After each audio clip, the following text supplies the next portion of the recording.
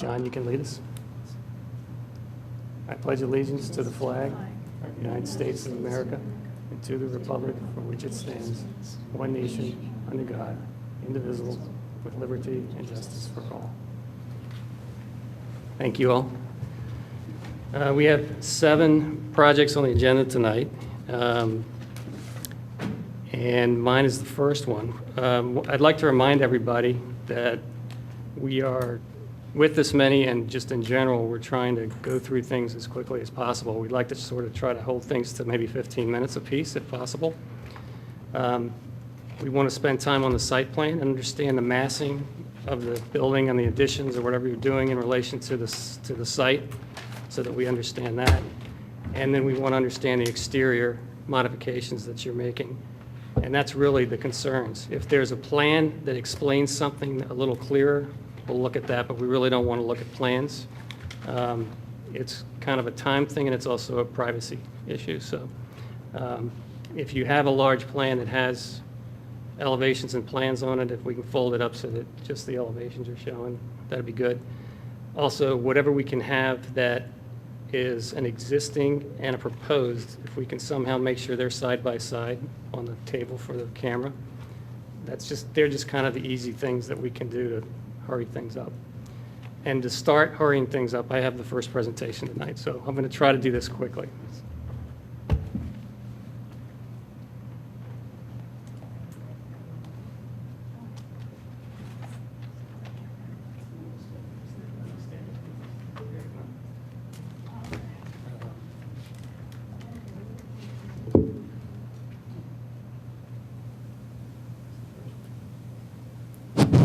Okay. First project tonight is HARB 2014-12. It's 206 Poplar Avenue. It's a one-story additions to rear of existing 2.5-story house. I'm Cam Lacey, DCR Architects, and I'm representing Dom Demitas and his wife who just bought this property.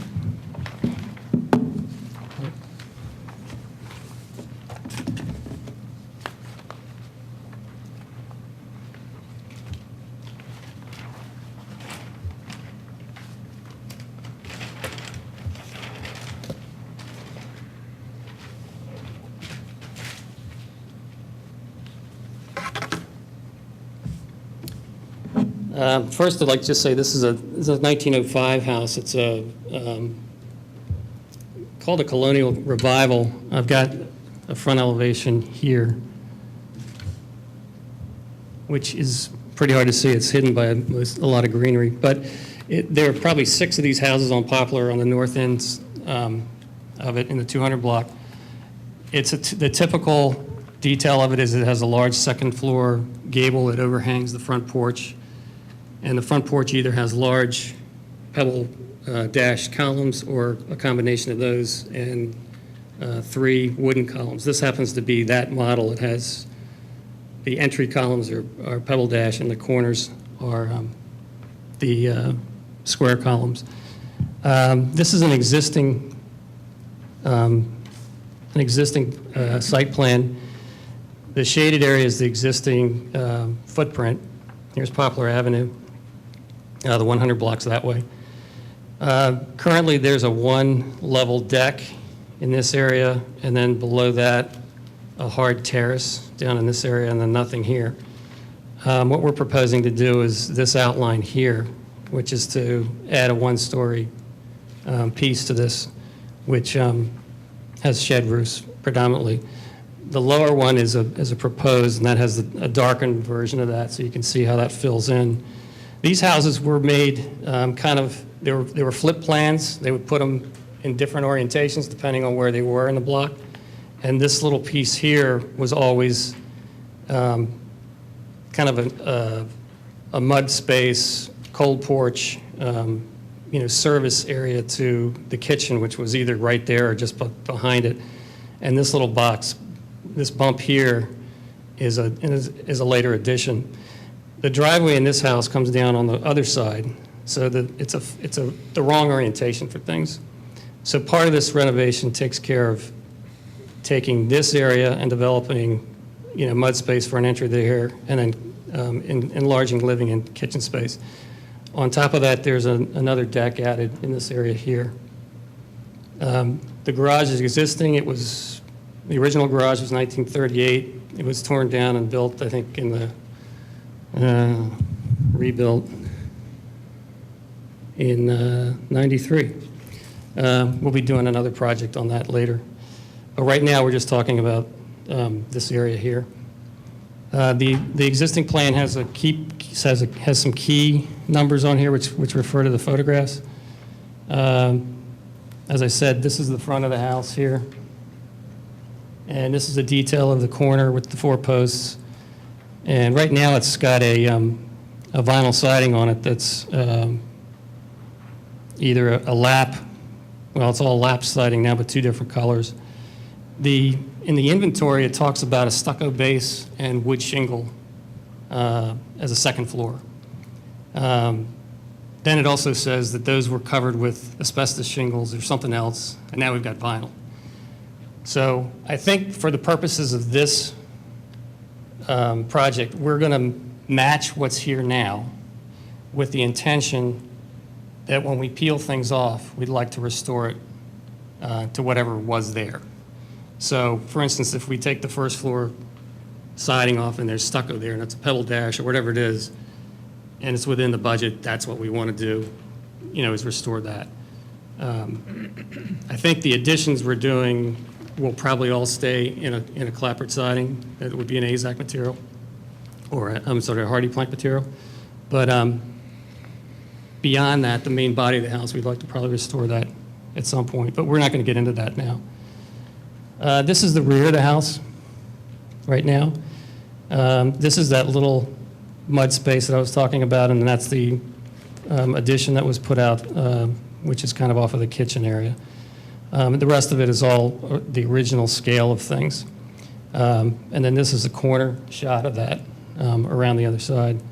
So we're adding on, really, it's kind of if you took this roof line and flattened it a little bit and wrapped it around, we're kind of doing that, and it's got a couple of levels in it, and I'll walk you through that. Quickly going on, here's a neighbor which is a similar house, but it has stone columns. Then you get into kind of a half-timbered look on the other neighbor. There's a shingle style that shows up. And then this is actually the neighbor house that's in the same orientation. It has that mud space, which was re-roofed, and then they have an addition on that. And it's all very tall, and ours is not going to be in that scale. It'll be a smaller scale than that. And then here's another detail of a house that's the adjacent neighbor, which is half timbered, and it's also brick and stucco. So there's a good mix of materials and houses, but the footprints are all sort of the same scale. This house is oriented more lengthwise, and these houses are oriented kind of parallel to the street.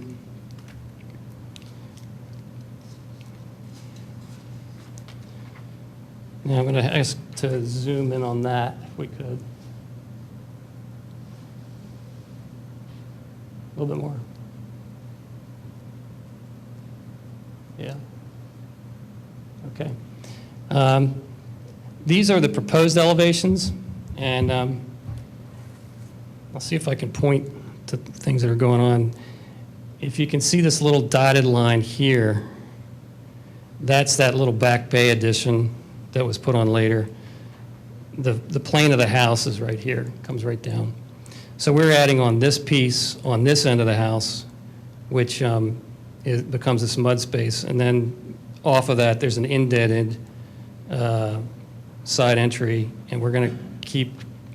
A lot of these houses had a curved roof line involved in some of these back additions, so we're going to have a little kind of a throwback to that, which sticks out just a little bit.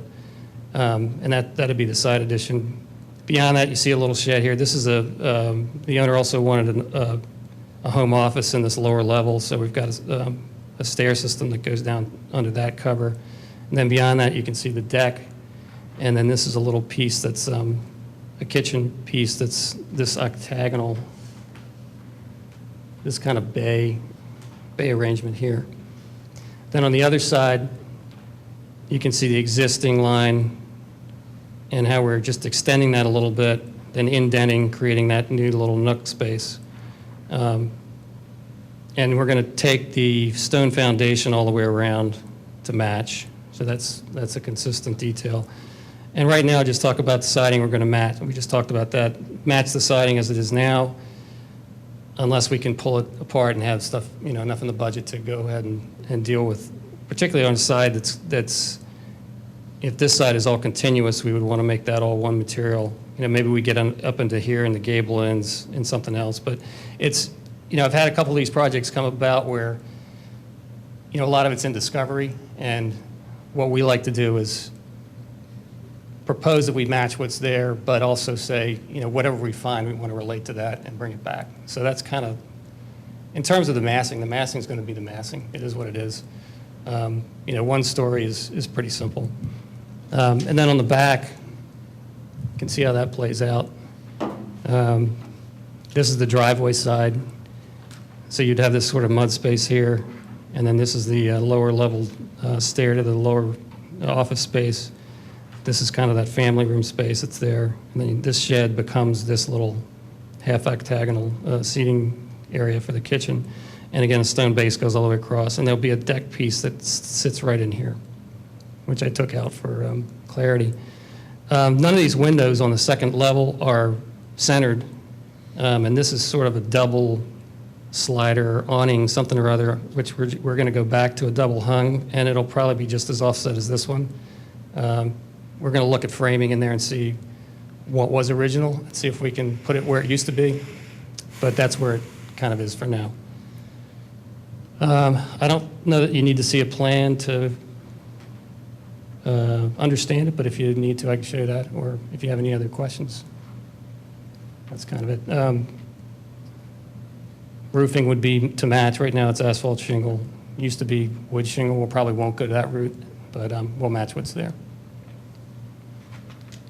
And again, the windows we usually get into, I think they have, I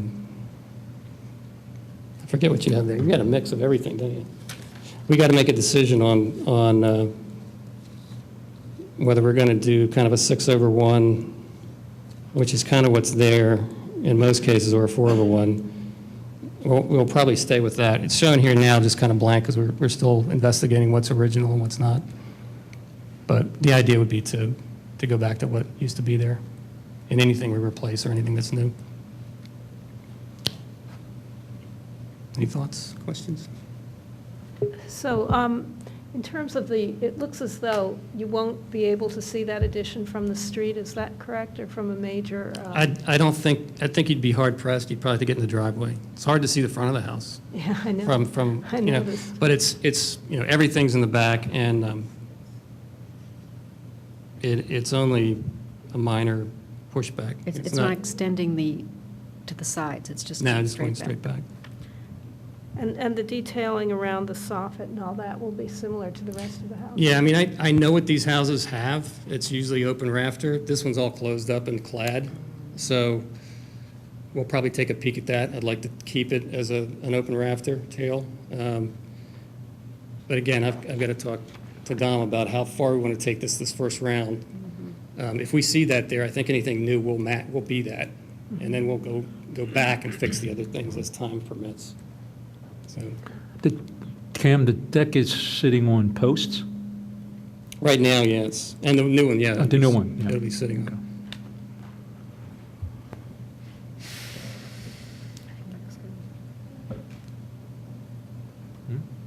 Any other questions?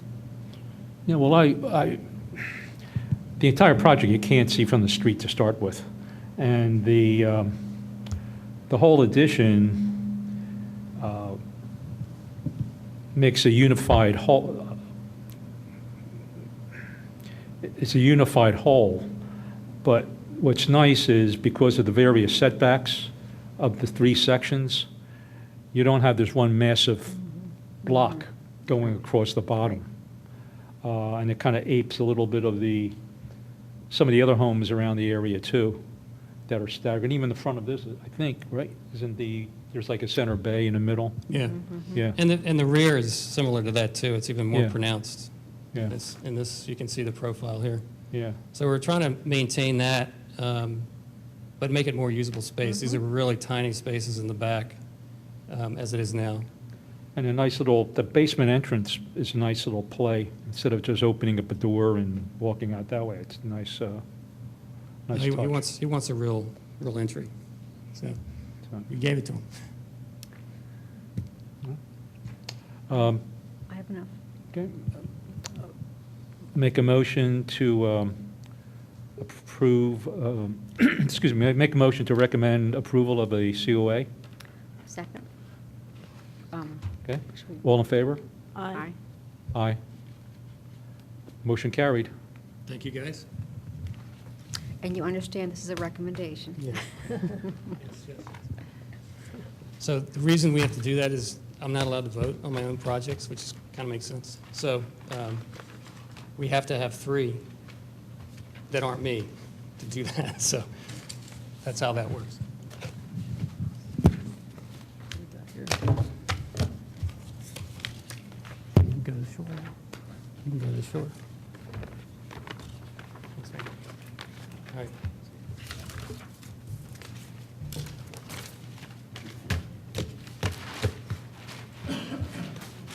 Is that 15?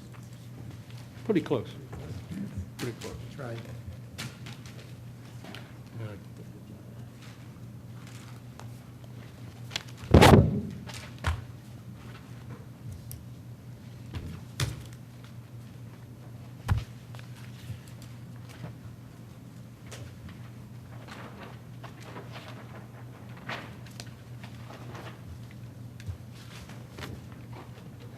Okay, next project is Harb dash, let's see, 2014-15, 225 Lenore Avenue. Turn existing back porch into bathroom and mudroom, one-room addition and concrete patio. Is there someone to present? I'm Joe Garcia, the owner of the house. Hang on one sec, just grab the mic, and we need to I left one up there, handheld. Want to use that one? Yeah. And just introduce yourself and My photos, I didn't bring a second copy. Lenore.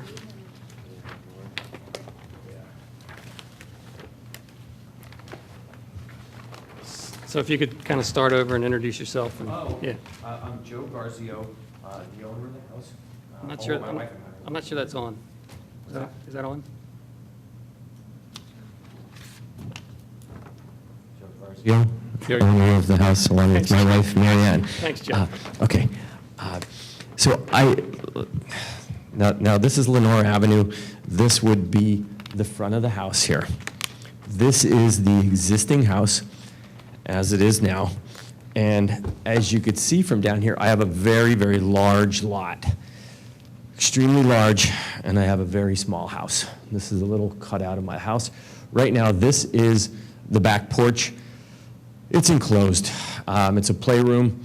It supports a bedroom upstairs. So this is going to be the proposed mudroom. And right now, this is a deck. This is the dining room, and it leads to an existing deck, which is falling apart. So now, that's the existing structure. Let's look at the proposed. And it's a little dark there. Is there a way to make that come in better or not? I think we can see that. That's good. Okay. So this right here is all existing right now. This is the back porch, which is going to be the mudroom and a little bathroom. This deck is already there. It's a wooden deck. It's only going to be 5 feet, an entrance there. And this is going to be a proposed concrete patio. This is going to be a 500-foot addition. So this is what we're really talking about. And it's 500 square feet. It's 20 feet long. And let me show you what it looks like. Oh, and the concrete patio is 200 square feet. So this is what is proposed. Can you put I'm sorry, can you put the front elevation of your house, the photograph up next to that? Oh, okay. 'Cause it's really a cool house. Oh, yeah. Yeah, there's the front. And none of this is going to be able to be seen. Okay, they're adjacent houses. And unfortunately, I didn't take a picture of the back of the house. All right, so then this is what is the existing mudroom right now, or the existing back porch. It's going to be a bathroom. The entrance is going to be here, a mudroom, which is going to open up into both the kitchen and the new proposed living room. This deck, like I said, is already there, and this is going to be the new patio. This is a picture of the new roof line.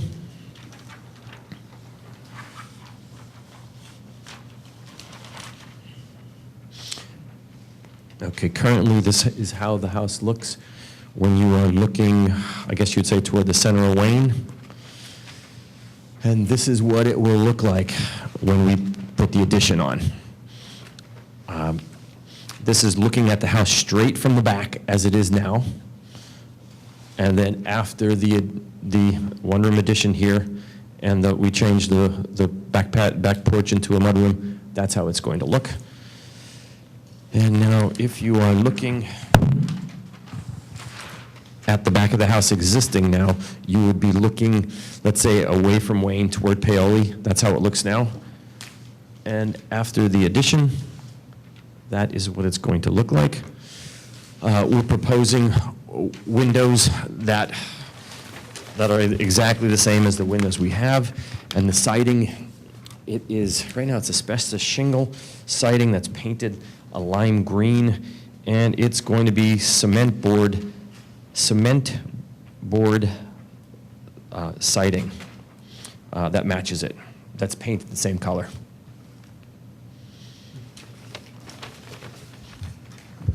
Can you go back to one, I'm sorry. Was that mudroom an old porch that somebody enclosed? It is. It's an old porch, yeah. And well, I really wish I took a picture of it.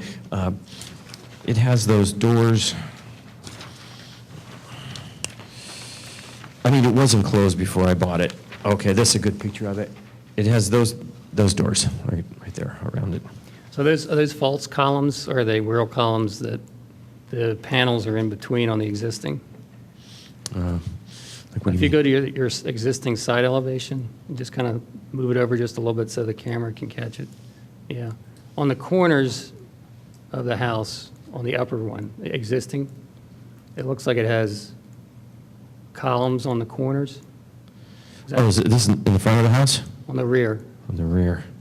Yeah, go to the existing one above that. Yeah. Are those real columns on the corners in between, with the glass in between, or are they They false are. columns? Yeah, they're real columns. I mean, they're supporting the upstairs bedroom. Okay. And if we can go to the rear elevation, the full view of that, that'd be good. Right here. Would that show it? Well, there's another elevation that's the rear of the house, which shows the existing and proposed.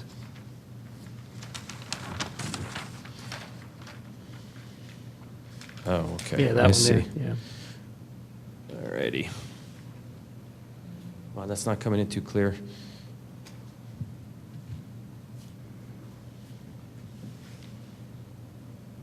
That says 0 to 0, and up there it says 9 feet 6 inches. And then what's the material on the addition? Is that going to be the concrete shingle you were talking about? Yeah, exactly. Okay. So there's, the first floor of the main house is all brick, correct? Correct. And then the second floor is all shingle, except for roofs. The way I Exactly. see it. Right. And that goes all the way around to the rear as well? That is correct. Okay.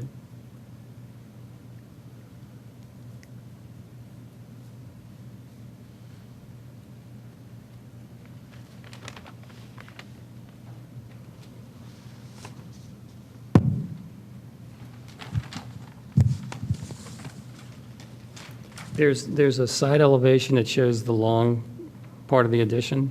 Is that something that's, you can show again? Thank you. Yeah, that one, that's the one, yeah. Yeah. Okay.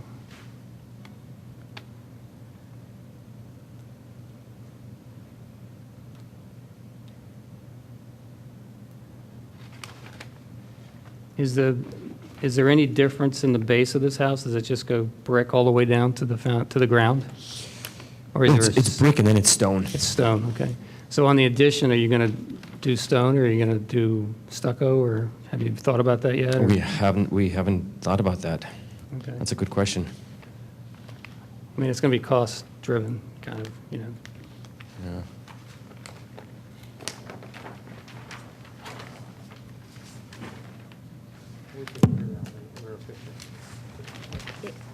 In the proposed rear elevation,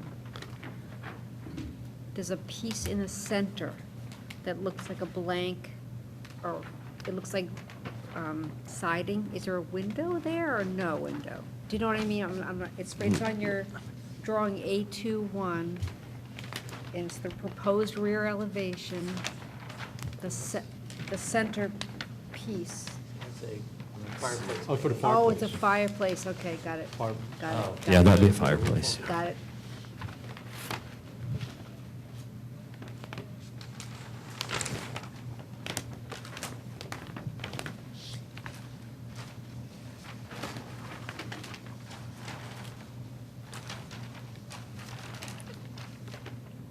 I mean, of course, our goal is to make it look like it has been there forever, and it conforms with the house, and it won't be visible from the street in any way. Right. The banister, the baluster around the deck will match other details like that? Oh, yes. Good.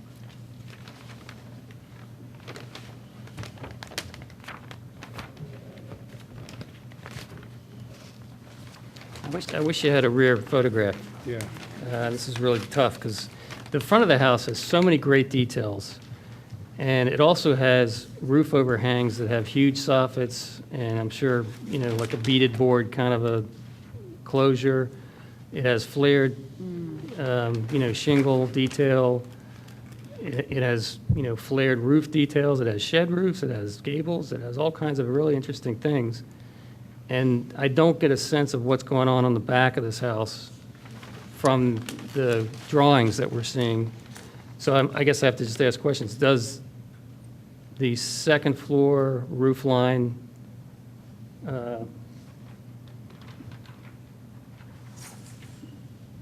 I guess, how is the soffit where the roof comes out and then comes back and meets the wall of the rear of the house on the second floor? How does it look like the front of the house? Is it that real deep overhang? Or is it a shorter overhang? Does it have rafter tails that are showing, or, you know, like, Yeah. do you remember how that works? We haven't made it that far. Well, this would is take that- existing, though. This is what I'm talking about. What's there now? Oh, Yeah. oh, it's there now. I see Yeah. what you mean. Yeah. Well, I do wish I brought a photograph. And there is an overhang, yes. I mean, there's for instance, you have on the front gable of the house, it has show rafters coming out, you know, along with this deep overhang, which is a great detail.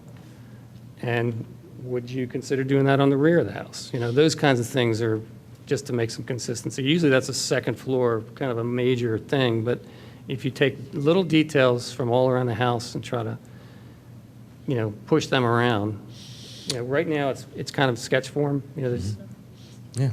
I mean, for this approval, we would definitely agree to that.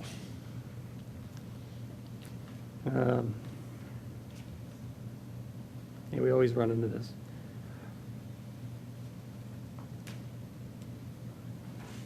I could actually call my architect, if that would help.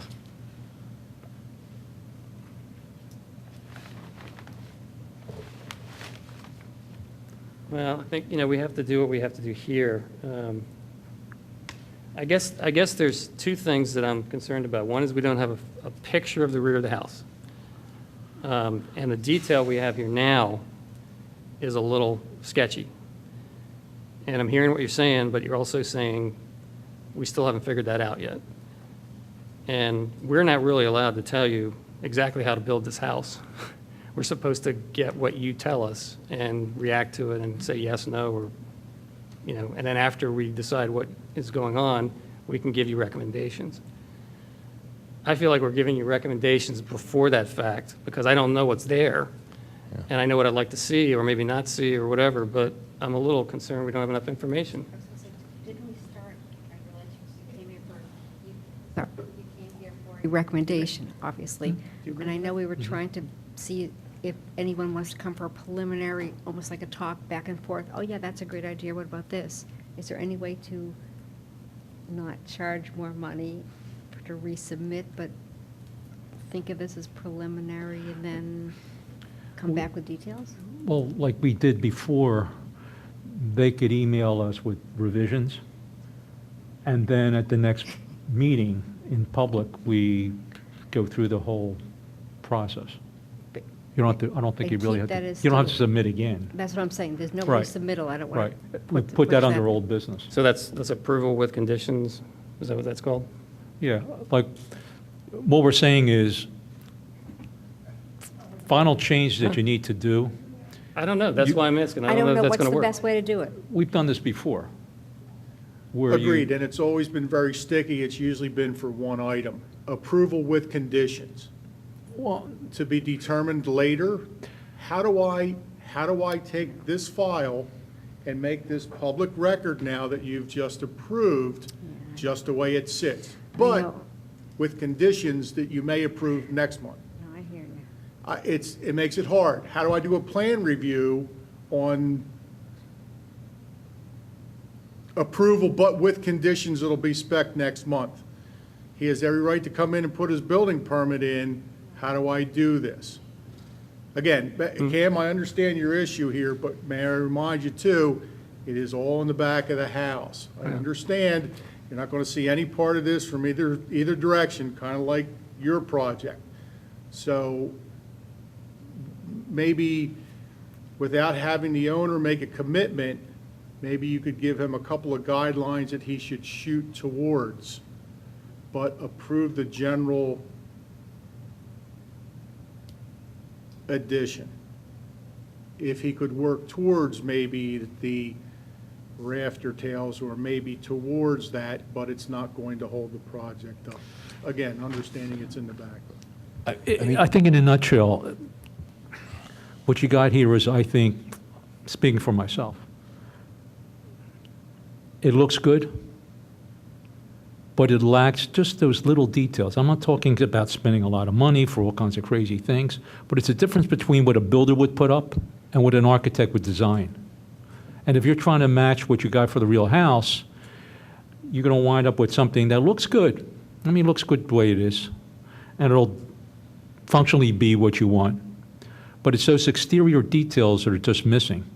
You know, roof line that might be extended just even 6 inches. I don't know what, I'm just arbitrarily throwing a number. Makes all the difference in the world.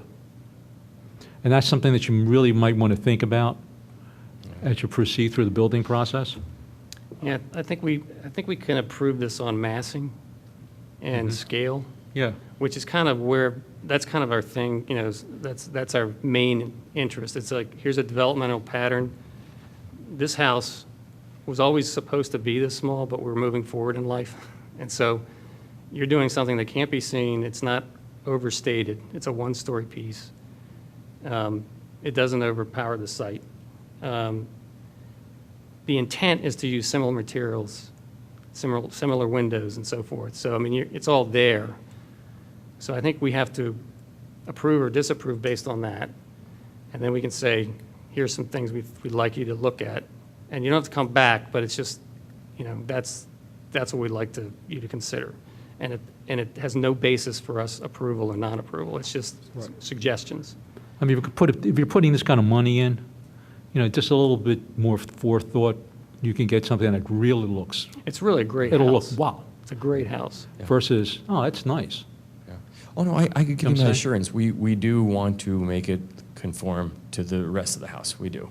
Mm-hmm. And we would definitely adopt those recommendations. I can tell you that right now. Well, it's because a house of this size and this type, the details make it. Mhm. They really do. And when you start washing that down, you're not going to be happy with it either. I don't think so. That's all we're worried about, so. Yeah. You'll say like 2 years from now, like, man, I should have done this or should have done that. Right. And now's the time to do it. If you got to change pitches and now's the time to do it. So, Understood. You know, I think that we really, well, again, I'm speaking for myself. Also, I would approve this project based on the massing and based on what you're telling us, because in other projects, even the project we saw before, you know, the intention is to have exposed rafters or to have whatever it is, but they will not know what they're going to do until they actually uncover what's there. And in a sense, so we're not getting any more information from the previous project than we are from you, except that we know what the intention is. And by knowing what the intention is and knowing work that this architect has done in the past, then we are taking it on faith. The same way that we would be taking it on faith that, you know, that you're going to do as best a project as you can do. But I feel like we should approve it. I think we all seem to agree about the massing and the feel of it all, and the addition is not taking away from the original, and all the right reasons you adaptively reuse buildings to make it today's building. And I think some of Cam's points and your details too would be a great, you know, it should be recommended yes or no, and then those other issues or questions as you continue to design and implement, perhaps recommendations can come flowing, some conversation could be held, but it's on good faith, I guess we're all saying, which is what it Okay. Yeah, is. and Does and that I make think, you know, if you have any questions down the road, we're all Yes, happy I guess that's what to I'm saying. meet, to look at the plans and, you know, just give. any- Confer. Yeah, confer with you and, you know, give our opinions if you want them. But it's not required. Right. Right, no, my architect, John Schwartz, I will, you know, tell him to make sure that the back of the house conforms to the front of the house, with these intricate details. I will. okay, motion to recommend approval of a COA? Second? All in favor? Aye. Aye. You're approved. Thanks, everybody. Okay.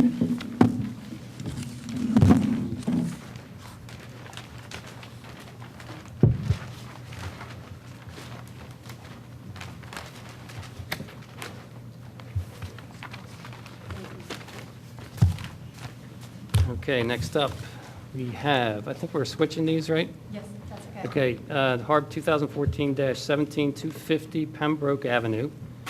Addition of breakfast room off the rear of the home at the kitchen.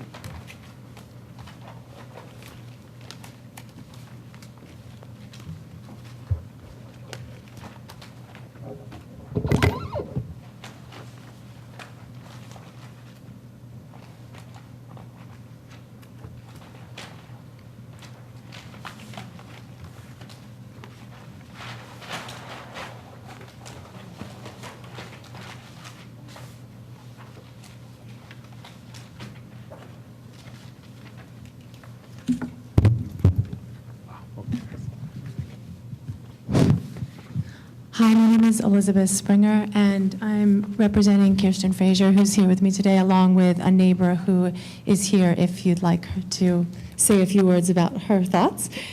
We are looking at let me get the pointer out. We're looking at a home that was built in the mid-1900s, 1950s, early 60s, and it is a brick colonial-style home that has small rooms within the house. Oh, yeah. Sorry, And that's good. thank you. Ah, So, yes. the infinities are back. There it is. So the addition that we would like to do is off of the rear of the home. So this is the front on Pembroke Avenue, and it is primarily a brick home. There is a small, used to be a porch, but it's now enclosed off of the back of the home. That was done prior to you being there, correct?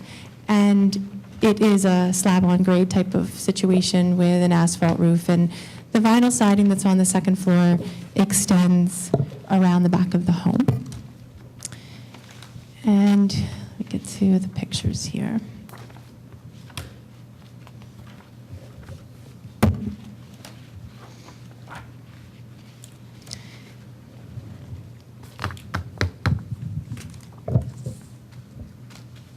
Okay. got a lot of clips. Scared to get everything mixed up. All right, so this is a couple of examples of the style of the home.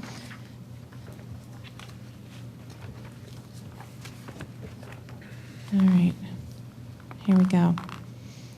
This will help with what we're looking at. This picture here is the side of the home as shown in the 3A3. And it is not being altered, just brick on the bottom, vinyl siding on the top.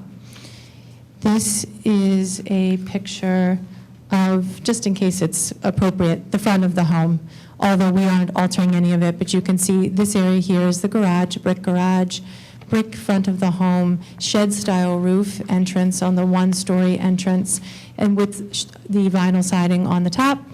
And then we have the asphalt shingle roof. We are not altering the front of the house or the side of the house. This is strictly in the rear. The only area that this would be visible is by the neighbor that is to the rear of her and possibly to the neighbor that is to the left of her if they went way back into their backyard. The rear neighbor, though, would have to look through a solid row of arborvitae to be able to see through, so they're probably not going to see it. And the rear of the home, which is pictured in this bottom 1A3, you can see that this is the old porch that was enclosed, the old open porch that was then enclosed to make it a family room. This is the entrance to the dining room. It's just a slider, a typical glass slider, like an Anderson. And then we have a bathroom window here, and we have a kitchen window here. This is a bay window. This is typical of the house to her right as well. I brought pictures of that. These houses are pretty much identical homes side by side, and they as well have the porch off the back, although theirs is still open. We would like to remove this bay window, remove this window here, and the window that is the bathroom will be closed up, and the bathroom's going to be relocated. The kitchen's very small. It does have a small little table in there, but as we found just sitting around talking about construction drawings, there's not a lot of room in there, and she's got 3 children. So we needed to find a place to be able to put the breakfast table and get more light in the kitchen, because this tiny bay window over the sink is the only light into the kitchen. So the breakfast room off the back will go right here, which is truly off the rear, but to the side of the existing porch that was enclosed. So when you do that, well, here's one more picture that might be helpful. You can see the other view of the bay window, the bathroom window, and the porch, this mudroom entrance on the side, and the patio. So this addition is going on top of the patio. It meets the zoning that we have for her property. And we go to the rear proposed plans.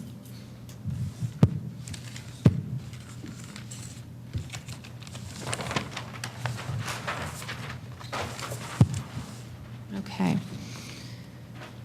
So one of the neatest details on this home is as you drive up the driveway, you can see this really nice frieze board here, the molding below that's at the top of the brick before you get to the soffit, and it wraps around the side of the garage. And it's one of those things when I drove up, I was like, this is a feature that we're going to want to carry through, because it seems like this is something that the houses have that is just very standard on the houses, and it's very attractive, and it's a nice transition from the brick to the siding, and the soffits are just so much prettier with it on there. So we thought that it would be nice that when we did this addition and we make the bay window in the kitchen larger, so increasing it in height and width, but keeping just about the same ratio and proportion of height and width. And we put a shed roof on, so it's kind of like the front of the house. We're continuing the shed style. We are not changing this at this time, although because it was done in a manner, you know how when people enclose porches, sometimes they just enclose them without regards to the structure and the way you're supposed to enclose things. At some point in time, this will need to be addressed, and we would like to bring that up to the same standard as we're doing here. So we're going to take the same frieze board. It's 11 inches deep. It's got a lot of nice detail on it. We're going to take that same board and we're going to carry it around the back here. And you can see from the section or the side elevation, because we'll only have one side of elevation, which is looking from the neighbor's home back onto this, We'll put a French door access, giving, again, more light into the space. It's going to have a breakfast table there, so it's nice to be able to see out and have access to the patio. And you can see the small overhang of the bay window and the continuation of the frieze board around the bay window. And they're going to put siding. It'll match what's there right now, although we know that that siding probably wasn't original to the home. It is what's on the entire home right now. So we're going to bring that around and then do the Hatteras certainteed asphalt shingle roofs, shingles to match. And the dining room entrance will remain, and everything else will stay the same. At some point in time, when budget, cost, timing is right, then this will be then made to match this. That's our plan.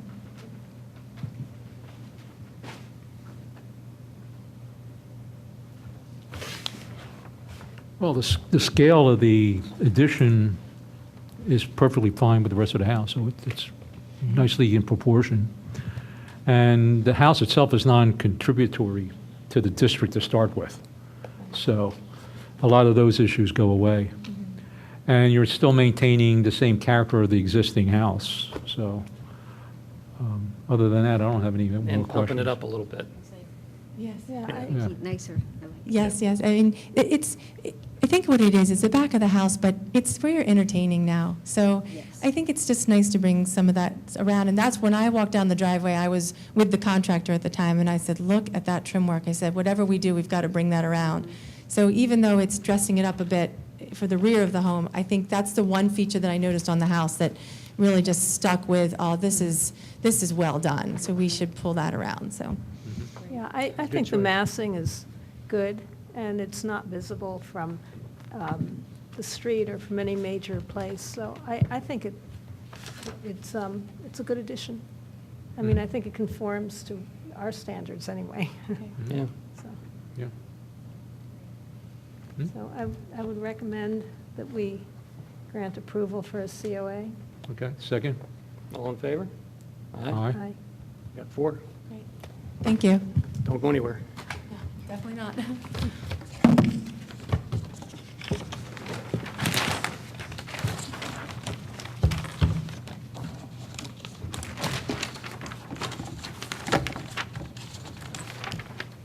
Okay, next on our agenda, if I did this right, HARB 2014-16, 205 St. David's Court.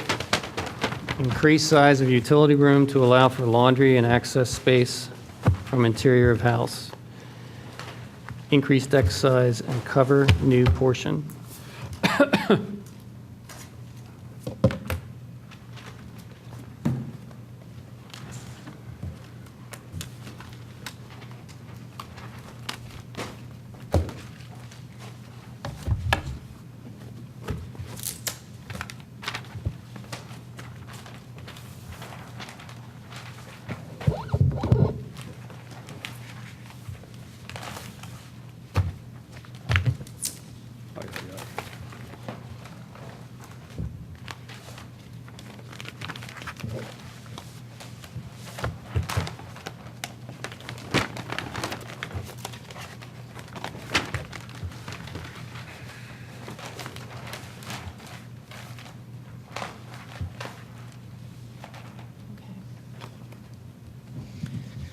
All right, again, Elizabeth Springer. This is 205 St. David's Court. The homeowner's not able to be here because they're on vacation, so I'm speaking in their behalf as the applicant. This addition is this is their property. It is kind of a long driveway to an old carriage home.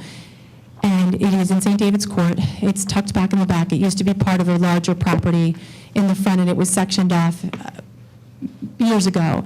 And it's similar to one that burned down across the street, which I forget the number of that particular house, but this carriage house, so the one across the street's similar, but not exactly the same, but it has some similar features.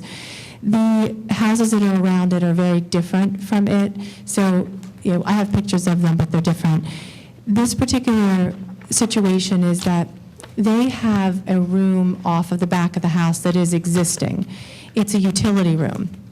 And all of the details of the utility room match the house. So it's my belief that either at the time it was turned into a home or original to it is this structure was not a recent alteration or anything like that. It's got the same pebble stucco, it has the stone, it's got all of the features of the part of the house. The problem is you can't get to it from the house, yet it holds all their utilities, their hot water heater, it holds it's conditioned space, it's heating, air conditioning, so the problem is that if they want to go to their electrical box or to their hot water heater, they have to go outside, out the back, around the house, and into the utility room. So, and furthermore, this isn't a big house, as you can see. These carriage houses are small. And so they have their laundry room in their kitchen right now. So 3 children, laundry room in the kitchen, it's beyond working at this point. So what they want to do is move their laundry room out of the kitchen. Well, the only place truly in the house to put it is in the utility room. But we can't get to the utility room. So we want to do 2 things. We make a door from the family room, which is this kind of side of the house here, into this utility room, and we will put the laundry in there. That would allow their kitchen to be renovated and them to actually have space to put their 5 people in the kitchen at the same time.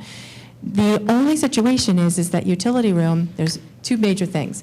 It is about 2 feet lower in elevation than the rest of the house. So we got to get to it, which means that when we come out of, I have a plan view, but I know I'm supposed to cover it. So when you come from the family room into the utility room, you got to walk down some steps. And because there's a door, yes, because there's a door, you have to have a landing.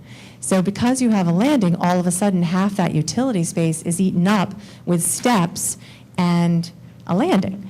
So then the other situation is because it's 2 feet lower, you have to be able to actually have headroom to walk into it because they've lowered it. So let me get out some pictures here that will be helpful in seeing the back of the house. Okay. This is a picture of the utility room from the rear of the home, which would be like the front of the utility. You can see it has a standard door with a nice window over the side. It's got the same stucco that the rest of the house has. It is a slab down there. I don't know the foundation details or anything like that, but it's a slab that's visible. I don't know if there's a footer or not, but we'll find out. The shed roof is done so that it doesn't block the beautiful windows that are in the family room. So you can see these windows here. So when we extend it, because we need to be able to walk in from this family room, and once we get the stairs, we're halfway through the thing, so we still have to be able to get in the utilities plus a laundry room. So we want to extend this just a few feet, not all the way to the rear of the house. We want to step it back a little bit for 2 reasons. One, we don't really want to see it. It's the utility area. It's not, it's not the part of the house that we're trying to advertise, but also it's so much easier to meet when you're not meeting at an exact edge and have a construction joint there. So we want to step it back and keep a dimension, be able to see some shadowing, not have it come to the far back. But we don't want to block this window. So the tricky part was, how do you do that? So you can see from the plan, we've got gambrel style roof, we've got a deck with a entrance exit from the kitchen, bedroom window, deck that has a couple steps down, and that's how they come out to get to this area. You can see the 3 very pretty circle top windows off the back. You see on the 2nd floor there's a shed dormer with some windows to a bedroom, and then this detail is typical in the front as well. I have some pictures that I'll show as we get to the proposed. So this exact face, all we want to do is pull it forward. Not all the way flush with the back of the house, just pull it forward so we have a little more room to be able to walk in, keep the utilities, and put the laundry room in there. And then we need to raise the height at the stair location so we have room to walk in without hitting your head, meet the staircase requirements of 6'8" from the nosing, to be able to get down in there. So what we did,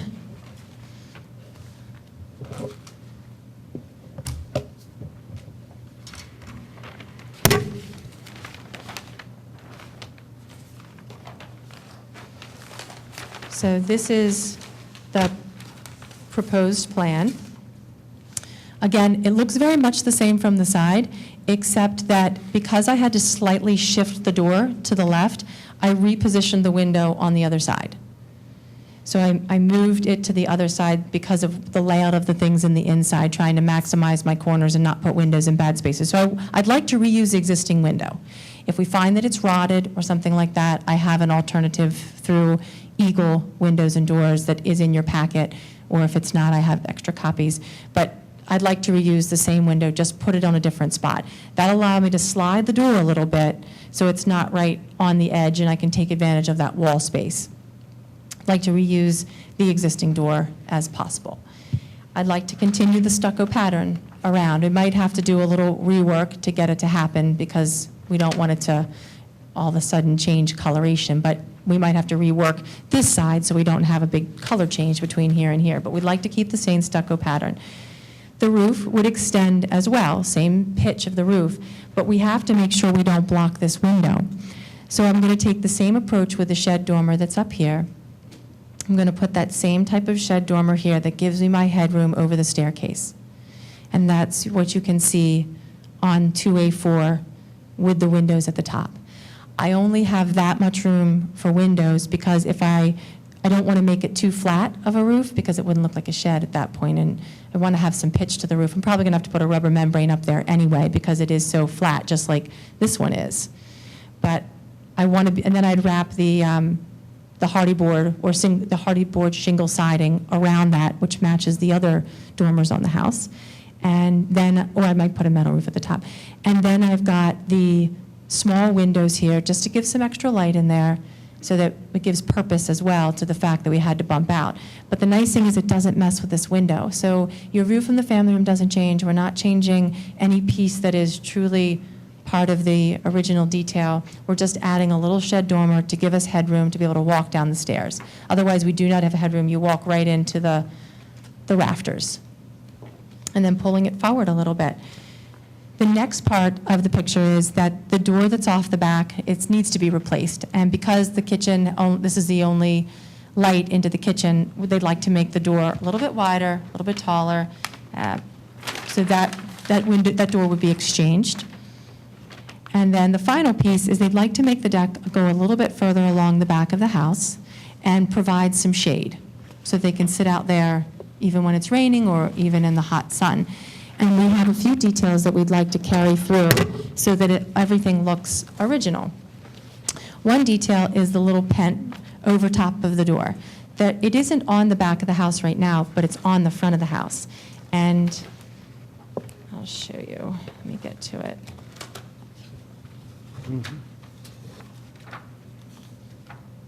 Okay, you can see a little bit here. Over the top of the entry, that it then expands to a little bit larger of a little shed overhang, a pent roof, is this really pretty small roof. And here is, you can see a kind of a small detail of it here. Has red metal roofing on it. Here's another small detail. You can see that it gets a little bit larger as the house steps back. The roof continues to come out and it just becomes a deeper roof. Let's see if I can get in even, here we go. Here it is again, the overhang metal roof, some details, brackets. And here's even, this is the best shot of it, right here. So I'd like to take this same detail and put it over the door in the back, because this front of the house is the same as this piece here. So it would look very much the same as the front. It would also give us a little protection over the door so the water's not running down the face of the door. And it's just a neat, pretty detail to put off the back. Can you do the same detail, the distance between, to give it a little, you've got that sawtooth cut on the last Yes. flare? Yes. And then you have some stucco, and then you have that little roof? Oh, can I do it over here, you're saying? Well, I'm sorry. I'm sorry. This distance here. Yes. Can I bring it down a little Are you making this bit? any taller, or are you going to? I can, right now I show this a little bit closer to the top, but I can bring that down a little bit. It doesn't have to be right up. It can absolutely stay. It might not be able to go that far down, but I can definitely bring it down a little bit. Just to have it, Sure, breathe a little bit, I think that would be great. sure. Okay.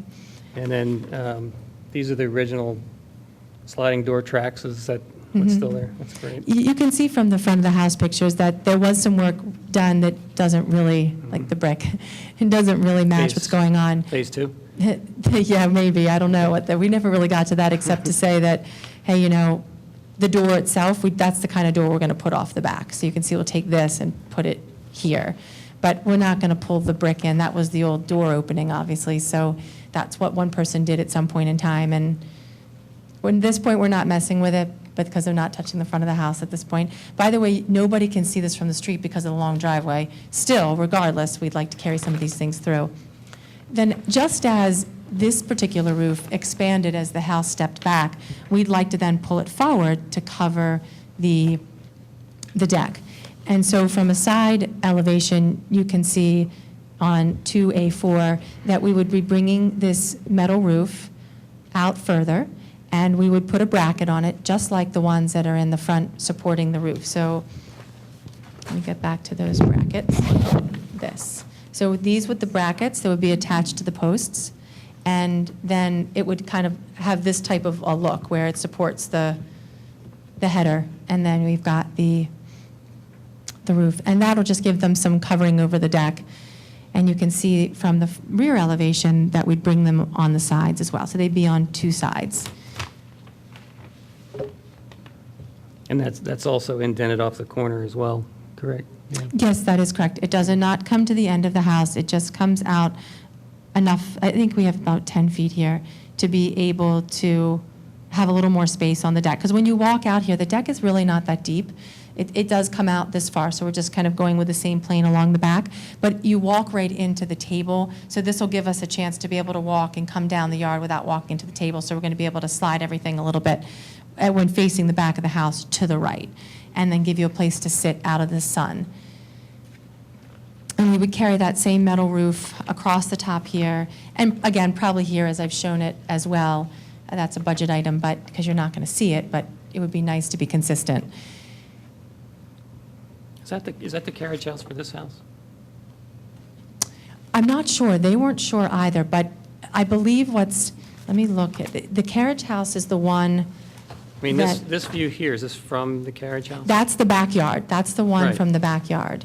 But you're looking from the front of the carriage towards this house, So the front, when you're in the front of the carriage, you can look at the back of that house. which is this house? Okay, yeah, I think so. think. Yes, I think so. I think so, okay. I'd have to look at them again.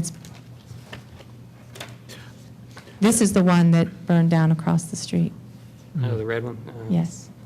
The pent roof, will you extend that underneath the new overhang of the deck? No, it would stop there. It would stop at the Yes, and then overhang. I'm just kind of expanding on that pent roof to allow me to come out and have it cover the whole deck. So the trellis goes away Correct. in lieu of the roof? Correct. So I stop the trellis and then I pick up a larger roof. But I'm trying to build it the same way. So I don't want it to look, I'd like to bring the same details all the way across. The thing that's going to limit how much detail I bring and how much of trim work I bring in is headroom. I need to be able to walk underneath this. So right now, that's why I put the dimension of 6'8". Like I've got to get that clearance there, still be able to get some pitch on the roof and still get a structural header in there. So when I did this plan, the first thing I did is drew it structurally. What do I have to have structurally to support it? And how much trim work can I get in? So I know I can get a board around here that is partly structural header, partly the detail. But how Porch much I beam, have yeah. is going to, I just got to maintain my headroom, but still get some pitch on here that's similar enough to what's going on some of the other roofs.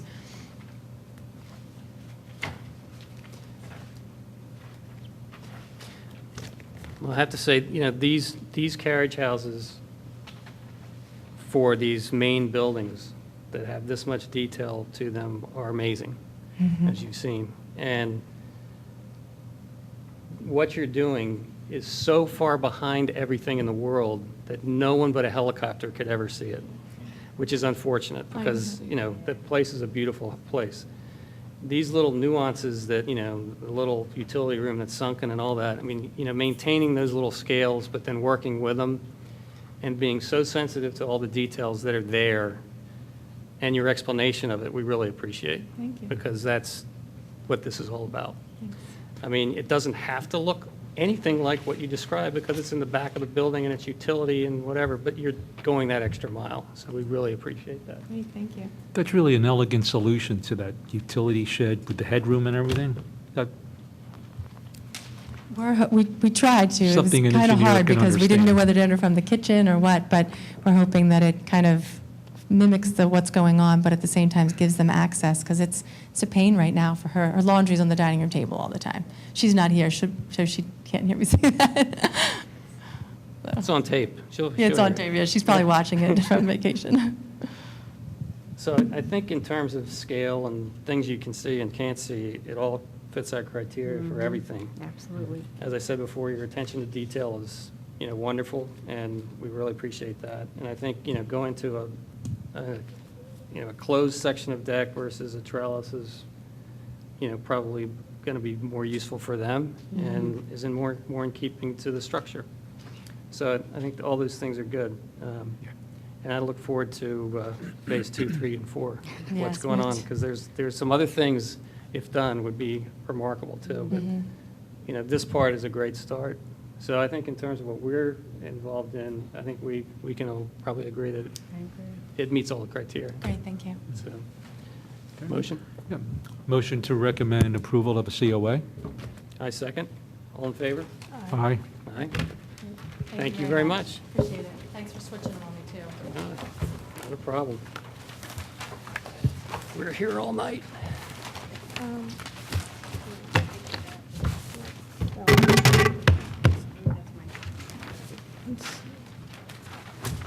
Okay. Next on the agenda. HARB 2014-18, 206 Lansdowne Avenue, remove added glass panels and restore to original porch. Add steps to front porch and install new 9/1 Anderson windows, remove triple track storm windows.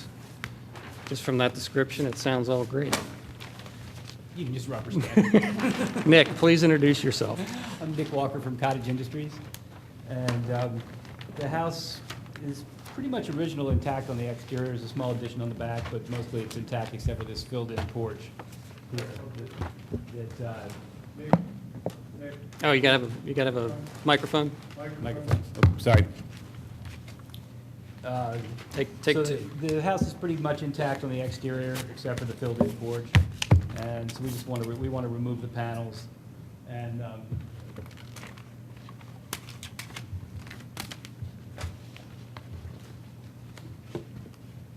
We're going to just use a tapered Craftsman style post on top of the existing stone, and that's it.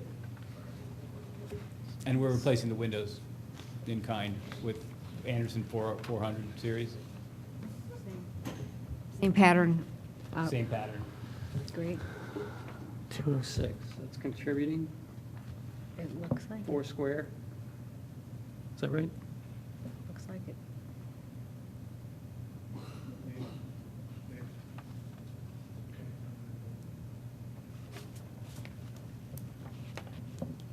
Can I do that?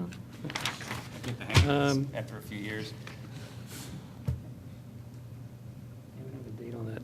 It looks like those panels were, they're pretty old in themselves, and then the triple track was another level of whatever on top of that. Yeah, they did a pretty good job of putting the panels in without mangling anything. I'm going to be able to get them out of there without the beam above, the moldings are all intact. Oh, great. Porch needs a little work underneath, and I got to jack it back up a little bit, but other than that, it's fine. Are there any photographs or any indication about the columns, or are we just going I with couldn't those? find anything. I Okay. found 3 houses on Lansdowne Avenue that were of pictures of the houses, but nothing was even close. And I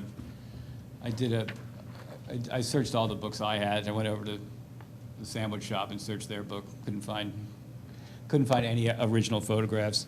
So the client really likes Craftsman style. It fits It pretty. fits. It's pretty clearly Craftsman style. I think we're gonna the one she likes the best. I think I put a copy of it in there. It has a flat panel in it cut Oh, into yeah. it. There is a very plain one, but it was a little too boring. I didn't get that. Well, I think the tapered column is in the flat is what Yeah. you, is what No, you're I mean, after. it's tapered, but it has a And it's a panel. a tapered inset Yeah. into it that's flat. Yeah. But I mean, you wouldn't want to put a colonial column on this. No, at all, so. it would look all wrong. Is what we're looking at on the new front elevation, does that exist, what's behind the porch already? Yeah, that's what's there. Okay. Are you able to reuse the porch decking, or is that, Yeah, the decking's pretty good. It looks fine. I think we're going to pretty much leave everything as it is. I think the panels are going to come out really easily, and we're going to, there's some steps, you can see some steps right on here on the side that we're going to get rid of. They're very steep, and they go right into the driveway. And then these front steps are U-shaped and pretty subtle. I mean, we want to keep them down, and they're going to, is that a wood construction? probably would, yeah. Okay. She doesn't like anything that's plastic, so Okay. it's going to be, I don't know what exactly, but. Just, Do you have to put some rails in by code or anything? It looks good the way it is. Yeah, to yeah, I'll screw it probably up. need, Ray will never let you do that. I think what I'll probably need is just some surface on on this stone right here, right across there. I'll need some little handrails right there. But the L-shaped is specifically so I don't have to have railings coming down the side, or the U-shape. I was thinking also on the porch, do you need anything? No, well, it's below 30 inches, so and we can bring up most of that grade to about 26. She's a little concerned about it, so we're thinking about using just like furniture, or I was going to maybe build some movable planters that would sit there and break. The problem with putting railings on this is these stone columns that are only 30 inches tall. So the railings would actually have to, if I did need railings, they would be 6 inches above them. So I don't, short of like removing the caps and building up the stone, I don't really know how to do that. So I'm going to do it with, we're going to try to do it with furniture and planter. Now, I'm not recommending it. It looks better that way, Yeah, but way once you better. get codes involved, they do a Right. good job of screwing up a good. Actually, I was having a discussion this morning about whether, with a couple of project managers, all of us worked in Radnor for 25 years, and we really didn't know the answer to what, if you don't need a railing, does it have to be 36 inches? Like, I don't need a railing on this by code because it's below 30 off the ground, but If you put one in, you do have to put it at 36. if I put it in, it has to be Yeah. 36? Yeah, that's how they do it. Really? And I've argued this historically, but they say the code trumps historic. Yeah. So if you're going to do a 20 or 30-inch railing, you need to do some trick that has a 4-inch gap or whatever, and it has to be 36. Well, the railing would be all right at 36, but it sits up above, not that I'm going to do it anyway, but it sits up above the top of these caps. And I don't see any way of making that look nice without, I mean, we played around with, little bitty planter boxes and all kinds of stupid stuff. And then we finally said the only way to do that would be to lift those cement or sandstone caps off, raise the stone, put them back on. And then you change the scale of the columns and everything else, so. Exactly. I think it's better just to make it a movable thing, the things Yeah. you're describing. And we're lucky the grade is in an appropriate spot. I guess the only other question I have is, on the drawing, it looks like the floor line is running through the stone, but that's not really right? Oh, right. The floor line's. Yeah, you know what I mean? yeah, the drawing's wrong. Okay. Yeah. And then the only other thing is you're going to have some kind of raised panel, tapered raised panel on all four sides on the columns? Or just on the facing side and the back side or something? Yeah, the one that she's picked out has a. Because we don't have that in our information, so. I thought I put a copy of there's a couple columns I was having her choose from. Yeah, it has the one that she likes best and is actually much significantly nicer, has a raised, a flat panel on four sides. So sort of like, something like that. You see that? The what? I can't see. Sort of like that. Yes, exactly like Okay. that. Yeah, so much, I mean, much nicer. These are actually, I see what you're saying. the plain ones were cheap, but they're polymer and painted, painted columns.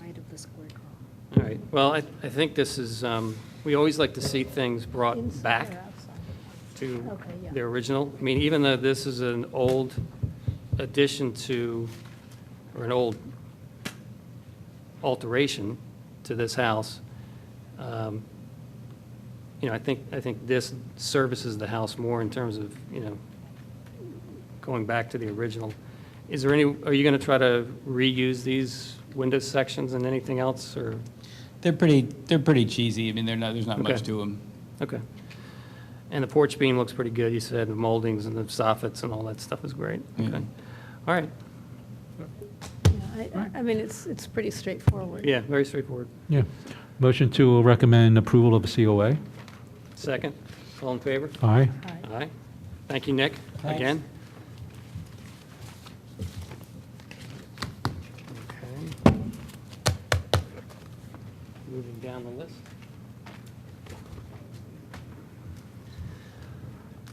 All right. Number 6, Harb 2014-20, 220 Pembroke Avenue, replace basement garage with at-grade carriage-style garage, add second story, increase roof pitch, improve building materials and facade to be compatible with surrounding properties, add front entrance and walkway to orient house to the street, and make more pedestrian-friendly.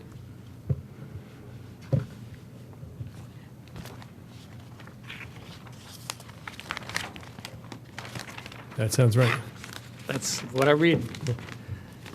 Good evening. My name is Sean McCloskey. I'm representing the applicant, Donna Galvin, on this 220 Pembroke Avenue application. As far as the starting point, the photographs on the upper left here that I'm pointing to represent the current conditions. This is a 1950s one-story cinder block house.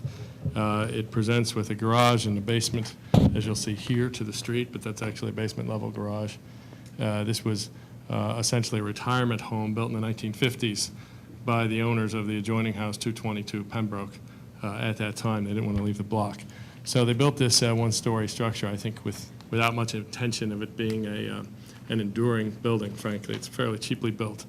So it's a one-story building. It's low roof pitch. It's cinder block, 1950s. You'll see on this photograph here, this is the main entrance of the building, which actually faces to the west. It faces the adjoining property. It does not face the street. There is, if you look across the front elevation, there is no front door to this property. In this photo, you'll see. So the main entrance is to the east. The garage, basement garage, is what faces the street on the north side. This is the rear elevation facing the backyard, and this is the side elevation here facing 222. So on the next set of photographs to the right here, you'll see the adjoining properties. This is the Johnson's house across the street. The Eisenhardt's, let me slide this over. Eisenhardt's house, this is also across the street. This is the original 222 building. This is adjoining on the east side.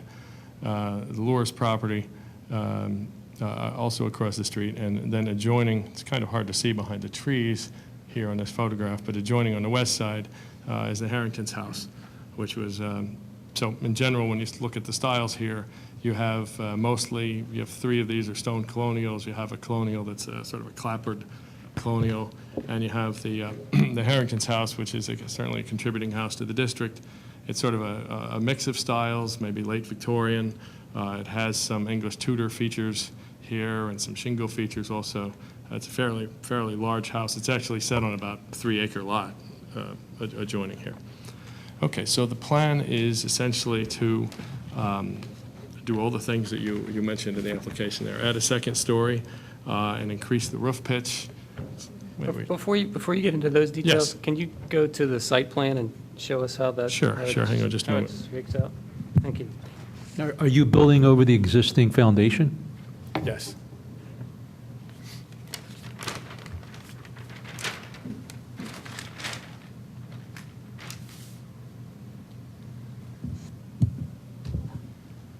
Okay, so this is the site plan. This is Pembroke Avenue along here. What you're seeing in color is, in this location is a proposed, so the part of the application is to remove the basement level garage and build an at-grade detached garage, sort of carriage house style, up at the living level. So this here is the garage structure, and then create some yard space and a walkway in the front where the current driveway is, which is in this vicinity, and instead run a new driveway past the side of the house where the current main entrance is, and have his detached garage towards the rear. This enables the creation of a front porch at the front and a walkway. And then this is all but the same footprint of the building. There's some minor adjustments in here, but in the like tens of square foot range. So that footprint is the existing Yes. and the proposed, with the exception of the darkened areas? I think that's correct, yes. Okay. Yeah, so new porch at the front and a minor adjustment here. Okay. All right, let's hit the elevations and walk us through that. Sure. And wherever you can, if you could throw one of these next to the elevation you're showing that's proposed. Sure, sure. That'd be really helpful. Sorry.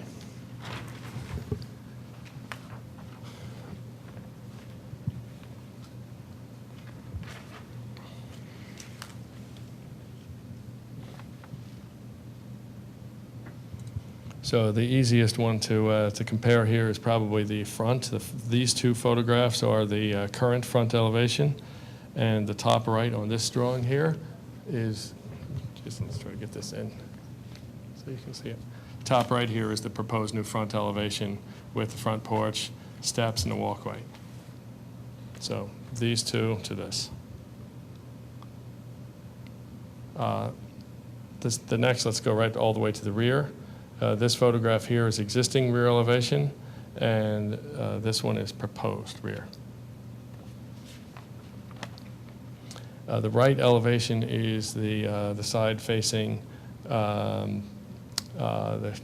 this is the current right, and this is the proposed right. And then the other elevation is proposed left and existing. There's actually two photographs here of the existing left elevation, taken from slightly different angles. It's the same chimney here you can see, and this is sort of taken from the front corner, and this is taken from the rear corner. This is on the 222 Pembroke side.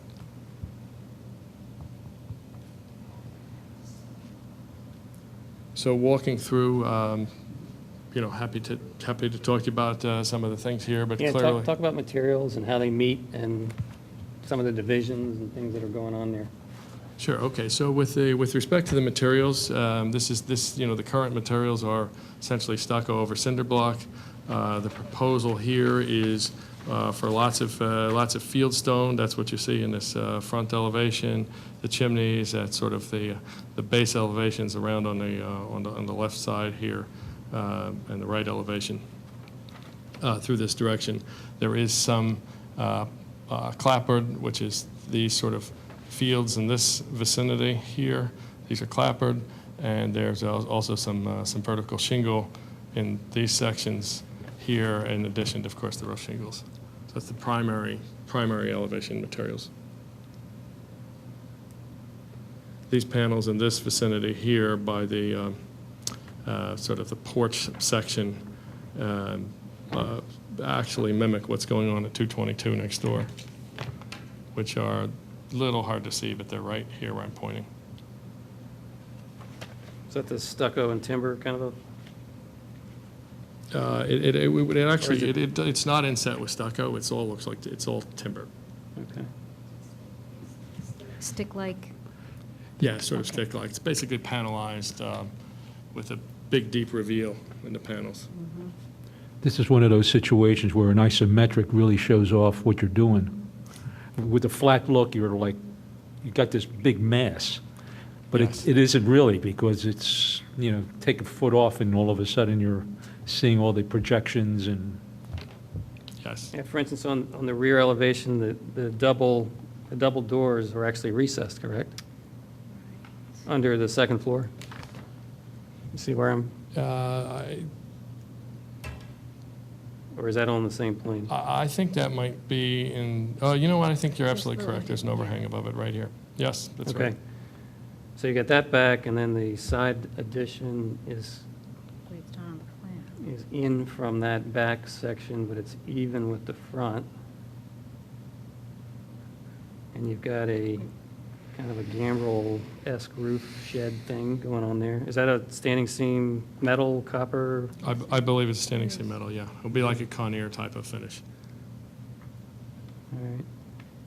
Is there any way, I mean, this isn't a deal breaker, but I just had a question. Is there any way to get that chimney against the main mass of the house spatially inside, or is it something that doesn't Well, I work? could show you, the issue being here that in terms of this becomes sort of living space where working fireplace wants to be from the floor plan perspective over there. Okay.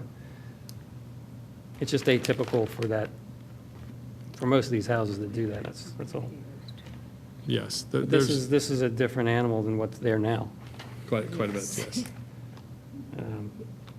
On the front elevation, where the garage used to be, you've got stone, some windows.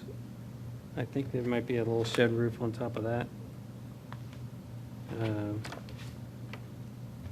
Yeah, so what's happening in this area is that there's actually some fill in the site plan occurring here, because the current garage roof extends down to, 7 feet or so. It's the height of 7 feet, the height of the garage. So there's some fill in this area, so there's, the grading is being increased in this area to create the walkway. And then the stone is brought up so that you get a more of a sort of a window-sized opening as opposed to a garage door-sized opening here. But it still maintains a pent roof above it, above those 3 windows, right? Yes. The A windows.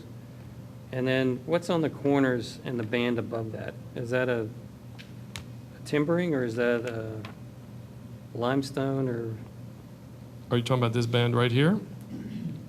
I can't see where you're pointing? Directly above the windows, above Yeah. the rectangles, there's a horizontal. Yeah, there's a piece? horizontal, it's kind of a frame around all that section, like. Yeah, I believe it's timber frame. I didn't see timbering. You see that pattern repeats also 1 story up. Yeah. What is the purpose of having, on where the little extension, the 1-story extension, what's the purpose of having it sort of timber frame as opposed to being something that would be more in keeping with the rest of the facade? Really, the concept here is that you see this, if you look at the houses across the street on this elevation, on these photographs to the right, you have this exact pattern here at 222, and you have it across the street at 219. This is sort of, this is basically modeled after what's occurring on the block already. So, and interestingly enough, 219 and 222 were built by the same builder, I think it was 1922, at the same time. So essentially, these sort of 1-story sun porches, if you will, exist already on this block on essentially 2 adjoining properties. And this is essentially the same concept carried over with just a touch more roof pitch. A touch more what? A bit more roof pitch. Oh. Almost like sunroom-ish. It's a sunroom I'm idea. getting it now. Somehow in my head it wasn't sticky, but it's making sense now. Yeah, it essentially would be the 3rd house out of 5 that would have it.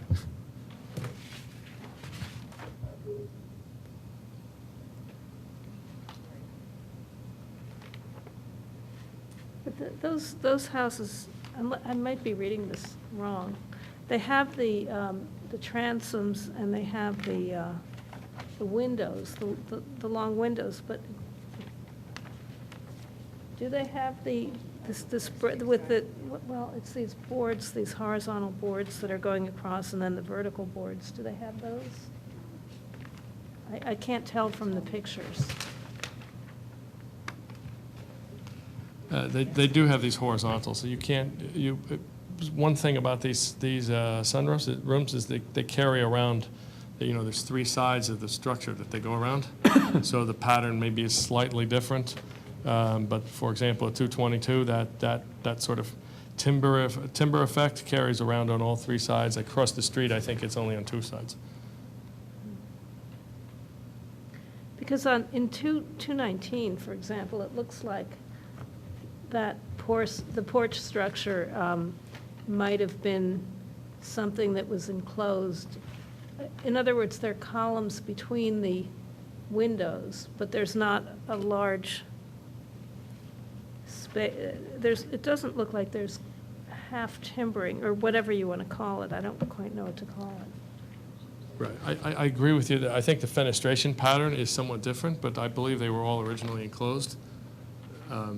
Same builder did them at that time, and I just think that they, you know, that there was some variation with respect to the framing pattern.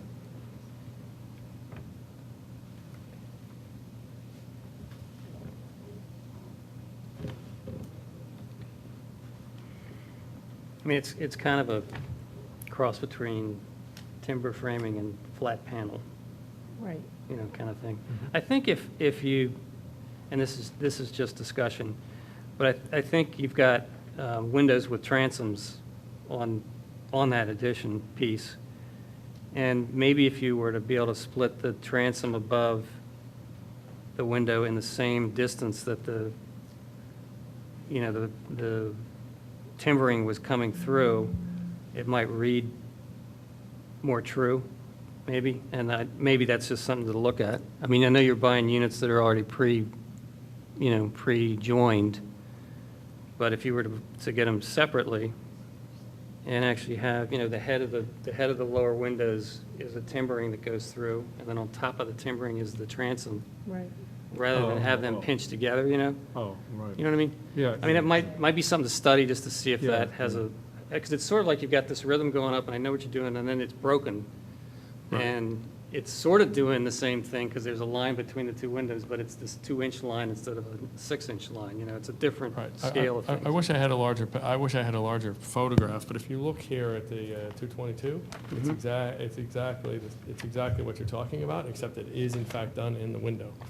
So I think the intention, frankly, if you look at the black section separating the transom from the double hung below, it is maybe not quite drawn perfectly, but it's about the same height as the timbering to the right and left, and I think the intention is that it is the same, and the pattern would carry across like you have at 222. All right. So I concur with you that it's the opening for the window is designed for the window, but I think that you will have that separation in the fenestration between the transom piece, and then there'll be a fixed portion of the assembled window, and then below it is the operable portion of the double hung. So the trick, I think you're saying, is to ensure that the fixed portion is about the same dimension as the timbering. And Well, I read like think it'd just be a truer detail. It's, just something to look at. Yeah. I know in terms of, you're going to have window sash, then you'll have parting section and window sash. That whole thing is probably the same size as the timbering, but it's got shadow lines and such in there, so it's going to be different. Maybe that's fine, but, graphically, it doesn't come across to me as doing what I think you're describing. I mean, I think I know what you're saying, but. Yeah, I see your point. I'll pass that along to the But, designer. it's just, I would say, think about that. Maybe just do a study of it and see if it brings up anything else. Are these panels, what are they made of? Are they AZAC? Are they beaded board, or what are they? I'm actually not 100% sure, but I think that this is probably something like a hardy plank, not So a big, flat, solid panel. Well, not particularly big and flat, no. I mean, individualized with, these are, this planking on front is to create a reveal, so, none of these are more than a couple feet wide. This is not like big masses of hardy board here. So you've got a 3/4 inch band, and then the thing is set back Yeah, on that. Okay. correct. All right. Another question, or a comment I have, and again, this isn't necessarily, and this wouldn't make or break in, but it's a comment, is when I look at these transom windows above on this, on the addition, if you'll call it that, if you want to call it that, you have 3/3 for the transom, and really, if you look at the historic houses, they are, rather than 3/3, they would just have been 3 windows going across without that horizontal break. In other words, the proportion of the transom window would be more vertical, of each pane of glass would be more vertical than what rather than horizontal. Yeah. Well, it's like there would be sort of a porch beam detail, and then you go down from there. Yeah.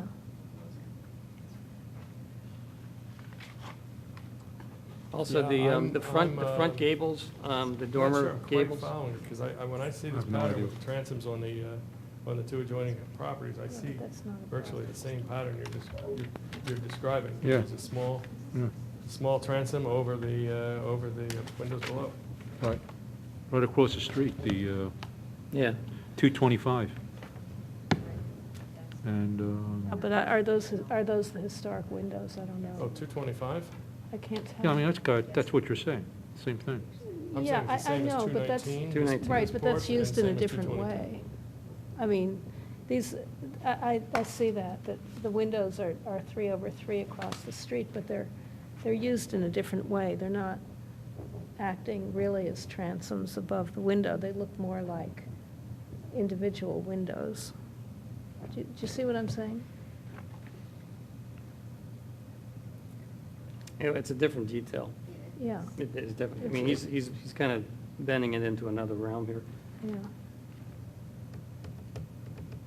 The one thing I might want to tell you is that, the designer for this, has won the Harbor Award down in Lower Marion Township, and is quite sensitive to making sure that this is going to be nice. I mean, there may be some field changes along the way, but they won't be to value engineer the cost out of it. It'll be make it better.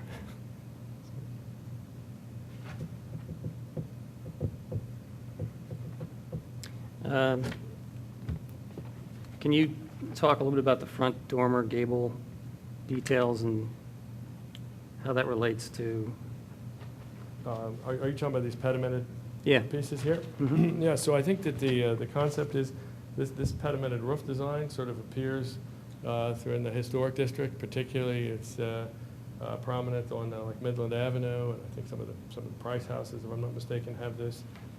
It also, you see it in some of the Trumbauer houses up and down Luella. And so the idea was sort of just to bring, a relatively, to sort of evoke that design in the district. What about the 3 little dormer things over the windows? That's what he's Yeah, talking that's about. what Oh, that's what you're Yeah, talking these- about? yeah. Yeah. Oh.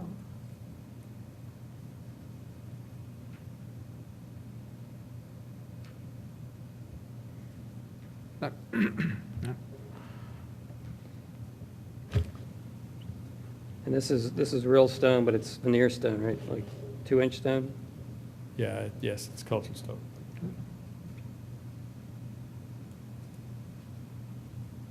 So we got hardy plank, sculptured stone, exact panel, metal panel. And, just a standard kind of a asphalt shingle, architectural, kind of heavy shadow kind of a thing going on. Yeah, the shingles aren't pegged, but I think that's the intention. Okay.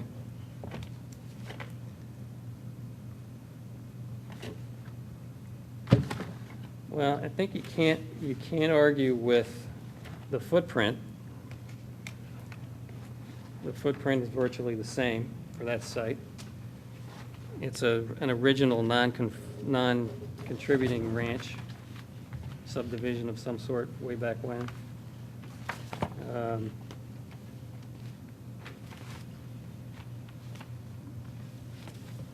The other houses in the area, I think probably some of them replaced houses of this similar scale, which had similar footprints, but have now been enlarged to 2.5, 3-story. So I think that's consistent with the neighborhood. You have some of the older houses which kind of spoke about what the previous rebuilds have done.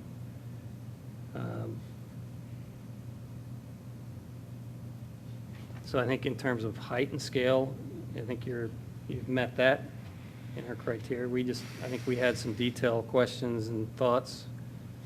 Some of them are design things which we really can't get into. Some of them are, we have talked a little bit about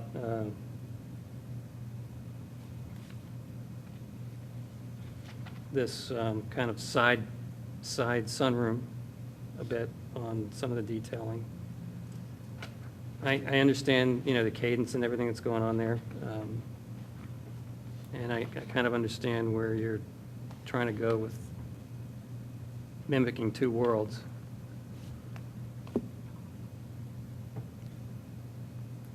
So I don't know, I think from the standpoint of those criteria, we've got, we don't have any issues, I don't think, with that. Well, I kind of have an issue with the 3 little dormers above in terms of the massing, because I think that the mass of the whole building itself relates to the rest of the neighborhood. But I don't think that those particular details add anything to the house, and I think it sort of changes the massing. I don't know if we can go into that or not.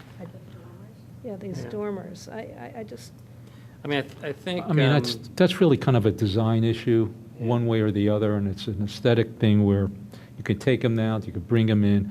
It doesn't really affect any historic precedent. I mean, I don't think that in this house, the designer is trying to recreate a historic Yeah, house. yeah. I mean, I certainly don't think that's his intention, and it is a new house. Right. I'm just not clear about how far we can go, if we can go at all, with any design issues. Well, almost the entire, I mean, I walk through that street, I don't know how many times a week on my daily constitutional. So there's probably a handful of homes which are really old. In fact, one of the 1920s we did, was right down at the corner, that doubled in size, on the same Oh, side of yeah, the street. Yeah. Remember that one? But a lot of the homes, especially across the street, are all these 1920 type colonials, which you're just adding something that goes in between the house that's 1 or 2 down. Are you next to that really big Victorian that's up on the hill? Are you next door to that, or coupled over? Yeah, there's actually 2 really large Victorians there. The Harringtons have one, and then there's one next to that, and then the Tags are in the corner. Right. So Right. it's in that road. Right. You essentially go from these The one with monster the, houses that work backwards from. the one with the tree sculptures up in front. Yeah, With that's the- with the the Harrington- that's the guys Harrington's with the house. bow and everything. Yeah, this is adjoining that. Yeah. So they've got a 3-acre lot there. This is next door. Yeah. I mean, you come to a point where you got a design option. I mean, this is a design. I mean, you can argue with the design, but it's a design that works. But and I was And going to it's- say, it's fine. It's not trying to go to an old Yeah. model and say, Right. I'm doing everything here. It's Right. alluding to lots of features and styles from what I see in the area. There's a lot of mixture.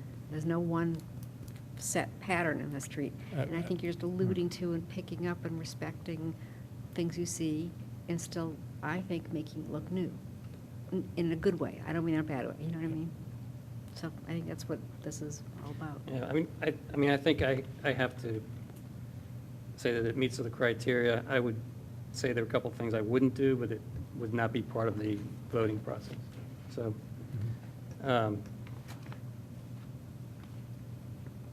I'm not a big fan of gabling those dormers the way they've done, because it's going to be a very flat line. There's no in and out really going on it. There will be gutters, and there will be downspouts, and there'll be a lot of them. So there's something that's going to impact that front facade dramatically. It can be dramatic when you have those many divisions.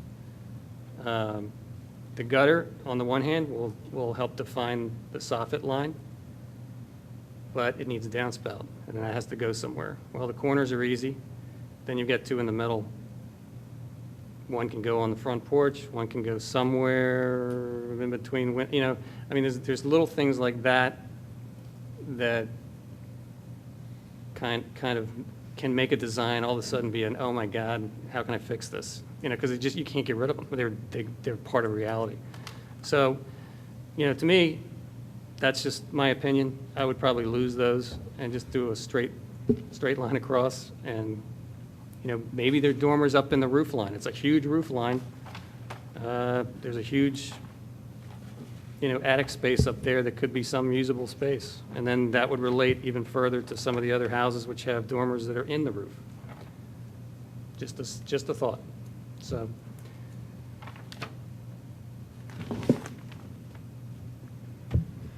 Anything else from you guys? She's pondering. She needs to ponder some more. My only thought, and again, I guess it's a design issue, is that it seems like there are so many different materials being used on the house. And I know that was certainly true in a lot of Victorian architecture, but this is totally a design issue again. So it really doesn't have any bearing on whether or not it'll pass or not. But it just doesn't seem very unified to me. I mean, I think if you carried the stone for the 3 stories above where they had the cedar shakes, it will look like this huge castle. And what breaks it up is having those shakes up on the 2nd floor. no, I think that's fine. Oh, I was looking, yeah, no, I was looking more at the right elevation and the proposed right and left elevation. Yeah. I think I actually think the cedar shakes on the front elevation do break it up. I think it's good. It makes it more interesting. But I shouldn't have even brought it up, I guess, because it doesn't have any bearing on whether or not it meets the criteria. They're just design issues. Yeah, so I think we have to go back to the basics. Footprint, it's a plus there. Scale in elevation, it's in keeping with what's there. It has all the materials of the neighboring new houses, old houses. All those things are working together. And, fenestration with 6/1s or whatever it is, at least there's some break in there. So I think on that basis, it's something that has to be an approval, in my opinion. And, design issues are design issues. All right. So, Well, motion to recommend approval of a COA. all in favor? Aye. Aye. Okay. Sorry for all the cross-examination, but that's our job. No problems. I'm glad you're interested. Thank you very much. Thank you.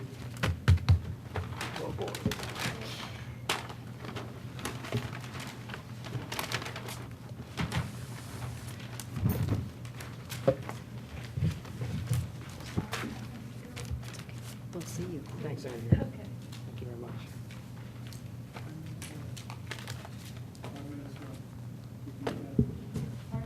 Five minutes? Yeah, okay. Why don't you get a cup of coffee? All right, next up is HARP 2014-21, 212 Bloomingdale Avenue. In accordance with the settlement agreement approved by the Board of Commissioners on April 9th, 2014, 3 homes to be built on the property currently known as 212 Bloomingdale Avenue. Hey, how are you? Can I give you guys updated? Yeah, They're tweaks, they're not nothing major, but we have an elevation. should I not look at any of this other stuff? I'm sorry? Should I not look at any of this and just look at that? I guess. It's Okay. What's in there here. Okay.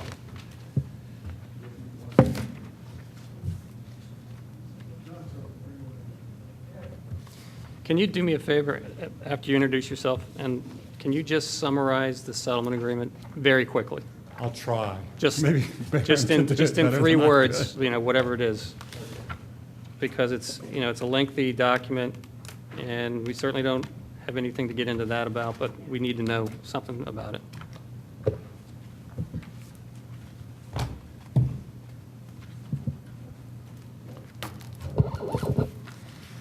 This way or that way? I forget. You're good. Oh, Yeah. Okay. Okay, good evening. My name is Jim Bradbury, and it's James Bradbury Architects, and we're here representing the owner, GL1 Investments. 212, 218 Bloomingdale is proposal for 3 houses on one side of the lot. The settlement agreement, we came in after the fact. Originally, this has a history, and I think it probably has history with you guys, but certainly the zoning board. I think the original proposal with another developer was going to be 5 houses on the 2 lots, the house. And when GL1 came in, there were some negotiations with neighbors and Township, I'm not sure exactly, but the decision was made to keep the house at 218 and tear down 212 and put 3 houses on there. So apparently, my understanding that was, went through all the proper channels, was approved by Board of Commissioners, et cetera. And so we were brought in at that point. Does that make sense? Okay. Okay. Okay, so like I said, there's 3 lots that we're dealing with, and the actual site plan was developed by Momney Associates, and we're just sort of showing you a colored version of the 3 houses.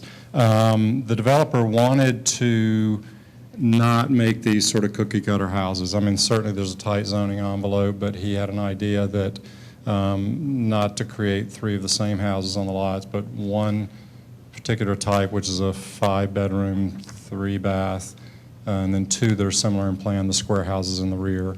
But even the disposition of the facades is different on those 2 houses, and he wanted very much the houses to appear to have some diversity to them and sort of not look as though the entire thing was, a single development. I mean, obviously, they're all going to be built at the same time.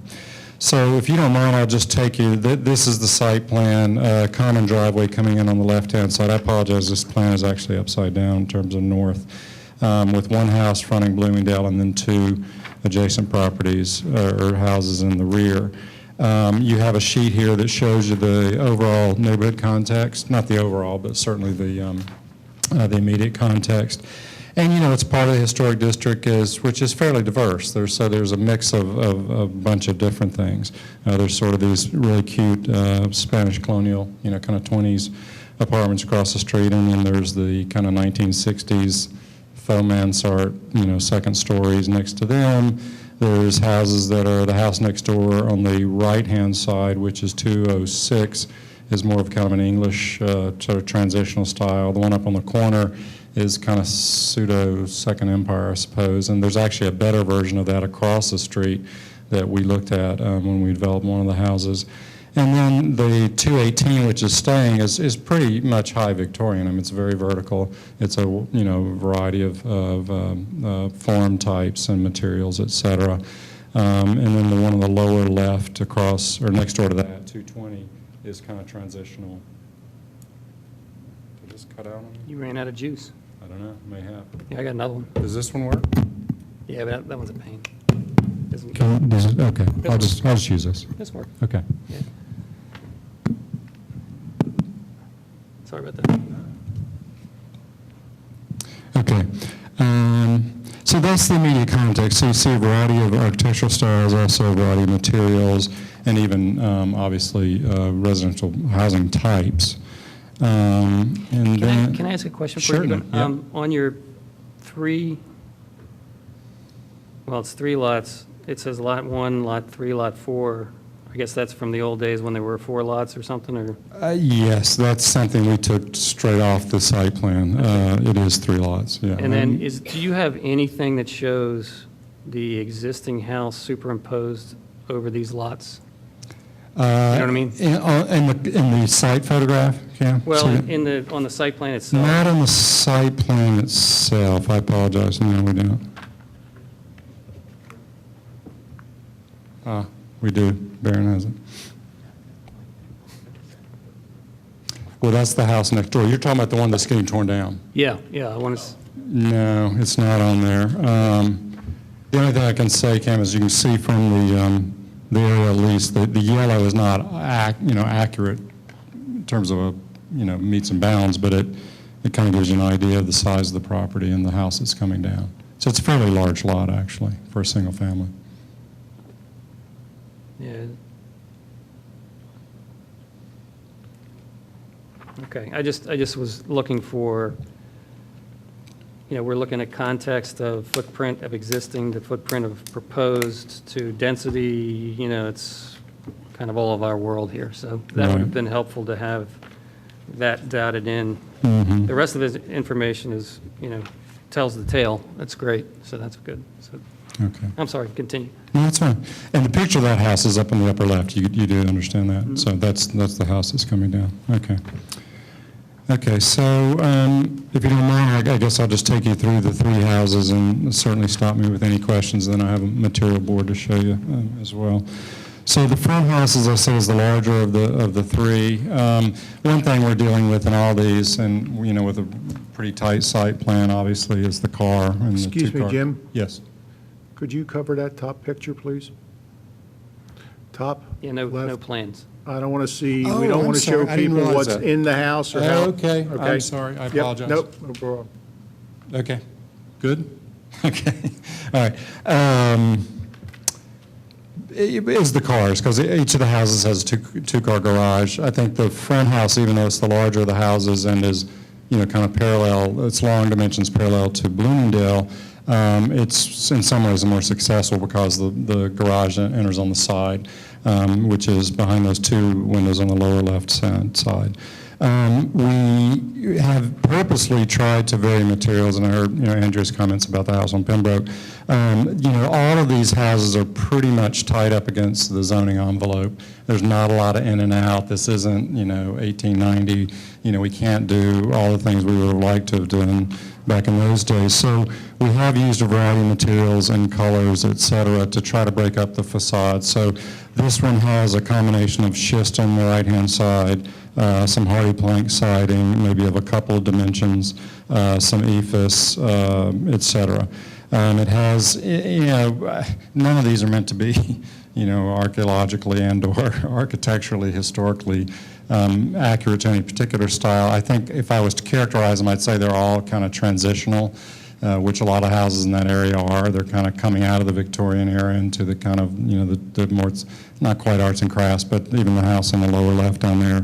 In terms of mixing some things. So here we've actually mixed some elements of classical, the curved pediment and some Doric columns with something that the 6/1 windows that you might have seen in the teens or the 20s, obviously. And yet we still have those sort of windows, with the smaller lights around them that you might well have seen, on North or South Wayne in the railroad houses. So we've tried to break that up, and then you have the two side elevations on the left-hand and the right-hand sides, and also the roof lines. Obviously, the center section, it's a two-story house, kind of 2.5 stories, if you will, and then we kind of break down the scale. The master bedroom's over the garage there, and so it kind of breaks down as well. The overall rest of the materials, it's an aluminum simulated divided light, along the lines of a Pella, Proline, Marvin, something, that's certainly nice, pre-finished, and they would have some oomph to it. The trim would probably be AZAC for the most part, painted in some cases, or in this house, mostly kind of white, I guess. The chimneys, although obviously today they're going to be gas-fired, or they may be workable, but it's going to be an insert. We've tried to give a little bit of detail to and make them stand out to a little bit. And then obviously garage doors, particularly on the rear two houses where the garage doors face the street, but even here where the garage doors are on the side, we've tried to dress up, in this case with an eave and, in a kind of a carriage-style door. So that's the first house. The second is the house that's not showing the site plan as Lot 3, which is the one that's actually in the upper right-hand side, for the most part, is behind the house I just showed you. And this one is, again, one of the square houses, essentially square houses in plan. And you can see, obviously, it's quite a different departure in terms of not necessarily in the palette materials or even some of the colors, because I think that we want to do some melding between the houses. But I think what the developer did not want to do, if these are single-family houses, and they're going to be fairly expensive houses, He did not want to, replicate the three houses and make you feel that you're living in a development, but give each one an identity so the homeowner can take some sort of pride in in the particular style and/or the actual, the overall look of the thing and colors, et cetera. So this one has the garage doors on the left-hand side and then a small porch on the right. It would have been nice to have larger porches, but we were kind of up against it in terms of, how many bedrooms he required, and then, again, the zoning envelope. So the porches are not very large, but we think they give some, kind of transition and some sort of liminal space rather than just having the front door right on the face of the facade. So that's lot 3, and then finally lot 4 is a bit of a departure again. This one is kind of looking at the one that's up on the north side of West Avenue, which is a really pretty house. And I'll call it second umbrella for lack of a better word, but it's kind of this double mansard with a heavy dentil cornice or bracketed cornice. The difficulty here, unlike the house up there, is these houses, tend to have been fairly symmetrical. We're kind of bifurcated with the garage doors on the left-hand side and this porch on the right-hand side. So we try our best to do to work within that paradigm. And you can see that this porch is different than the other porches and is meant to be more relatable to the style of this facade than the other two. With the upper, I should mention the shingles on all these houses would be a staggered fiberglass 40-year shingle. And there may be 3 different colors, to be honest with you, befitting the color scheme of the house. The one that's up on the corner there that's quite beautiful is just kind of a cream color with beautiful white windows, dark shutters, and a slate roof. This case, we're not proposing slate, but something that's a charcoal black and would fit into that sort of paradigm. And then as you go around the side facades, the windows do change. We played around with trying, more of the 6/6s around the side, but if you can see on that side elevation, the one that's on the bottom right, the stair on this plan is on the right-hand side. It's kind of dashed in. It made us have, we really had to switch to some smaller windows there, so we played around with some combinations in different styles on the sides there. And then finally, in terms of materials, and again, we're early in the game, and obviously we wanted to come get you all's read on things before we went too far. But this is the palette of materials that we're talking about currently, and unless you guys had strong objections, we would probably be proceeding with. So as I mentioned, the upper left would be a hardy plank siding of some sort, pre-finished probably, not wood grain, which, well, unless I'm forced to do it, we'll do it. But I would not rather do it. And it may be in a couple of widths, or maybe even 3 widths on different houses. The ephes, the fiberglass shingle, simulated divided light, pre-finished aluminum windows on the upper right. There is some brick and schist on the different houses. Even the houses, the other 2 had a brick base to them. And then full round gutters, half round downspouts. It'd be nice to be copper. I'm not sure that's in the card, so I brought pre-finished aluminum because I don't want to sell you something that we can't afford. Bluestone, terraces and porches. Some use of hardy shingles as well. And then the white is meant to be the synthetic trim boards and so forth. So. Okay.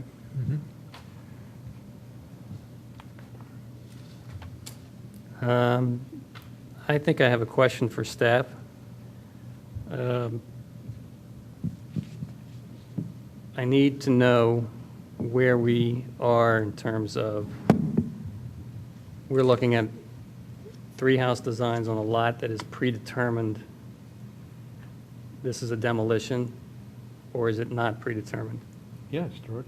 Yeah, Yeah. It's predetermined. Okay, so predetermined, it's gone. it's going to go. So It's there's going. no argument that we could Nope. start on Nope, that? no Okay. footprint, nothing. Okay. That goes back to the Board of Commissioners. I know, I'm just, Going back. one last ditch effort here. Is anybody going to pick this house up and move it? I haven't heard anything to that effect, so. All right, I'll stop talking about that. One thing that I like about what you've done is you varied, I mean, if you look at lot 4 and 3, you say, well, it's the same plan, it's the same Right. house, but it's not. That's what we tried to do. You know, I mean, you detailed it in different ways, so you're not going to have a development that has the same house and it's got, you know, a different shutter and that's the change, or whatever. It's not a flipped house. And then you go to totally a different, hard, you know, lengthy house on the front. I'm not sure they are really the footprint that is developmental of this area. But I like the variety in terms of you picking all of these different materials and scales and, you know, dimensional things off of the other houses in the neighborhood and of the period. I think that's all, you know, you've done a great job with that.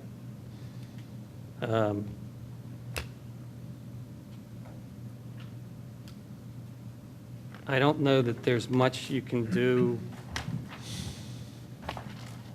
I mean, you sort of end up having, here's a predetermined site plan of 3 lots and a building envelope that you're allowed to build in, and you can't really morph these into a shape that would be sort of in keeping with what's there now, if you know what I mean. I mean, it's, the orientation's a little different, you know what I mean? So all of a sudden, you kind of say, well, okay, well, we have to almost throw that out because this is a plan that's been approved by all the higher-ups, and we have to comment on what's here.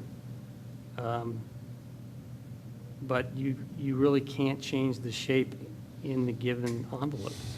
I mean, it's, even though you look in plan and you think, well, that's a 4-square house, or it's going to be, you know, whatever, but, you know, you look at the elevation, it's like, it's totally different than what you have in your head. So that, I like that part of it. So I'm, you know, I like all those things that you've worked hard on to do. Two things that I like is on lots 3 and 4, just that little touch of those little bay windows off to the sides. It just kind of breaks up that whole wall, and it gives you a nice little detail. But the big thing for me that I fell for is on lot 1, which is the house that faces the street. And I've driven by there quite a number of times. You not only see the facade, but you're seeing the sides. Right. And one of the biggest turnoffs for me is seeing a lot of these Victorian homes around here, which look great on the front, and then the sides look miserable, to say the least. The garage, especially the garage side of lot 1, Yeah, that end just looks so intriguing. It really does. I mean, I could just stare at that by itself without looking at the front. So if you're coming up Bloomingdale Right. from Runnymede, you're going to be seeing that first.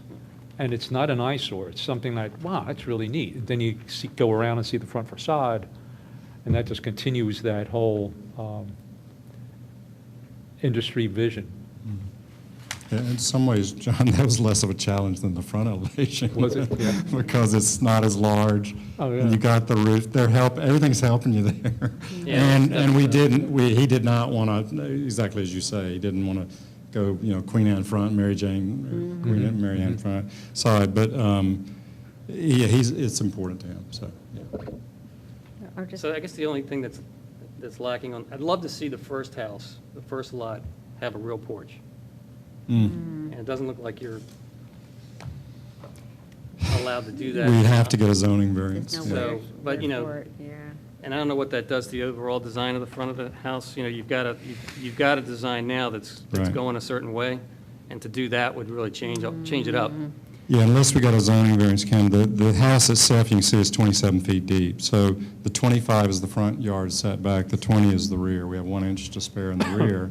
Yeah. You can't get 2 rooms deep in a house, you know, at this marketplace that's less than 27 feet. That's really. just the only thing that's Yeah. the face of the neighborhood, and that's what all the houses know. out there, that's what they have. I know, So I understand.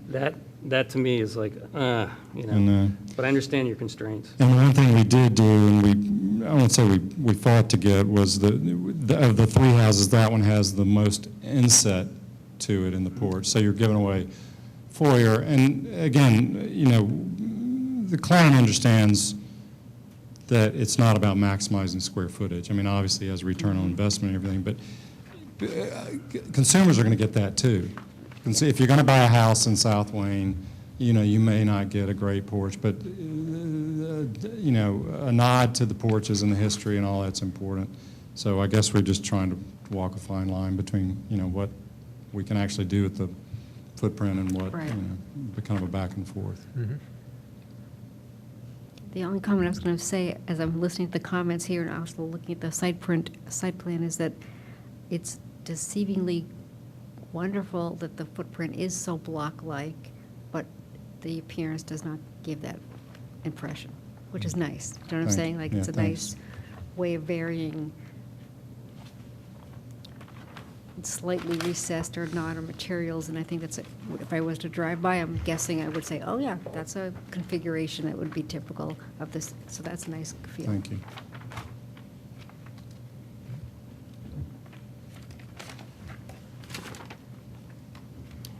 Can you do me a favor and, I don't know whether you can do it or you can use these, is just put the 3 elevations Oh, up on one? Sure. Just up Yep. on- I've got them, hang on. together Yep. as a family. Just to show the variation Right. and the similarities.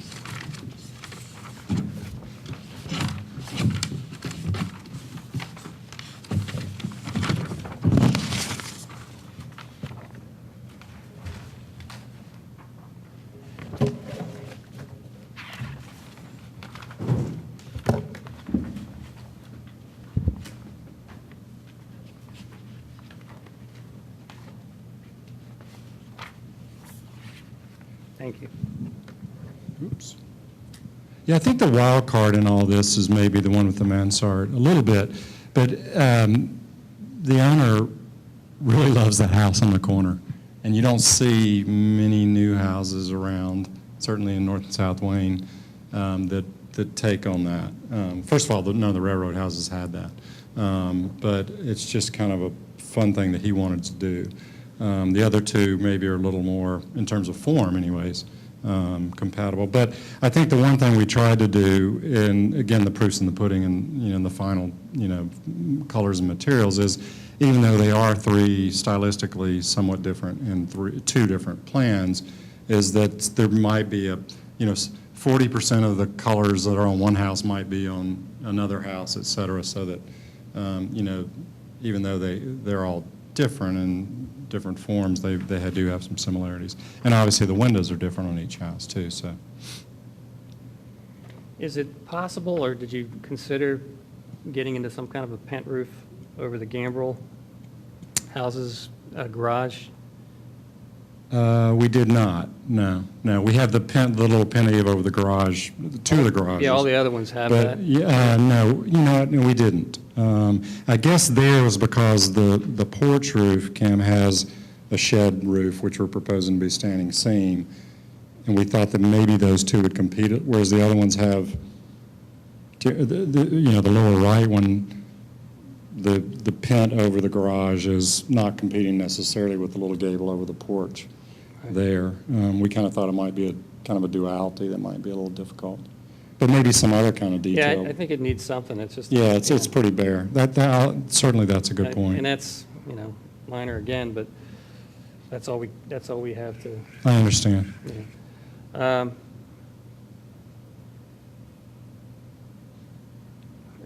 we're constrained by zoning. There's not much we can do in terms, I think what you've done with what the space you have is, great. And like I said, all the materials are, it's going to be very rich. I like the number 1 house. I think it's kind of big for that, it's going in the wrong direction for what the other house was, but, you can't do anything with that site. So again, it's a site constriction, so you got to go where you got to go. Yeah. And you made a nice house out of it, but it's just not, it's Edge of not the dollars. same scale as what was there Right. in the same orientation, so. So, and then I guess the only other comment I have is that most of these older houses have really deep eaves and overhangs, and it looks like, you've got some overhang on some of these things. Is there a way to kind of really get that beefed up a little bit without too much effort? Yeah, we certainly can. You know what I mean? Yeah, yeah. And I think that would really make it a lot richer. I know the main gable on one probably is sticking out anyhow on brackets, but then if it had another layer of, the rake line to come out further than that. Mm-hmm. And then I know on lot, I guess it's 3, not the Gambrel one. That one's definitely more severe, and we kind of did that on purpose. Like the porch roof had the overhang, but we kind of thought of the upper roof as being more. I mean, it looks like you have it because you've got brackets on a little gable over the No, circle. no, right. Right, and that's out Yeah, further. yeah. And then the gable, or the rake should come out further than that, so all of a sudden you have a pretty deep shadow line. I mean, whatever you can do in that regard is Okay. going to be, I think, real, and even on the main gables, on the ends, I think that's going to Yeah, be. they would help. definitely be quite proud. I think we definitely want that. Yep. And that would probably be my only comments, other than that, and then something maybe over the garage doors that takes care of some weight on that. I understand. But, so I think given what we were given as far as our direction from the Board of Commissioners is that, are these appropriate for this site, given the site constraints and given that this is a house that is coming down? And there are 3 lots that are in the orientation that they're in. Has this client met all the criteria? Again, I think you have to say, well, given the site constraints, I think you did what you could do with that and did a good job of it. I think it's, there's lots of good mixes and colors and scales and shapes. So I think in my opinion, you've done the job that you're supposed to do. Just a quick question. When they do the setbacks, are you looking at, do they do that from to the foundation wall or from the roof? John, to be honest with you, there's people in my office that knows. I always forget. Ray probably knows backwards and forward. But you're allowed certain amounts of overhang before it counts, and porches, there's different rules. But typically, it's to the face of the wall. But with some little subparagraphs that allow you pieces, as long as do you know what eaves less than 3 feet or 2 feet or something? I think an eave less than 2 feet doesn't count into the setback, but if you go 2 foot 25 inches, it does. So you're playing this little game always back and forth. So we tried to maximize it the best we could. So. Okay. All right, I don't have any questions. you're good. Public. Any public comment? Okay. All right, what do you think? Make a motion? Make a motion. Motion to recommend approval of a COA? Second? All in favor? Aye. Aye. 3-0. Okay, thank you, Thank you. James. Thanks. Thanks for bringing the updates, too. All right, so I think we've come to a close on our schedule. Do we have any new business that you can think of? Any old business? Nope. Anything else from the crowd? I make a motion to adjourn. Second? We're adjourned.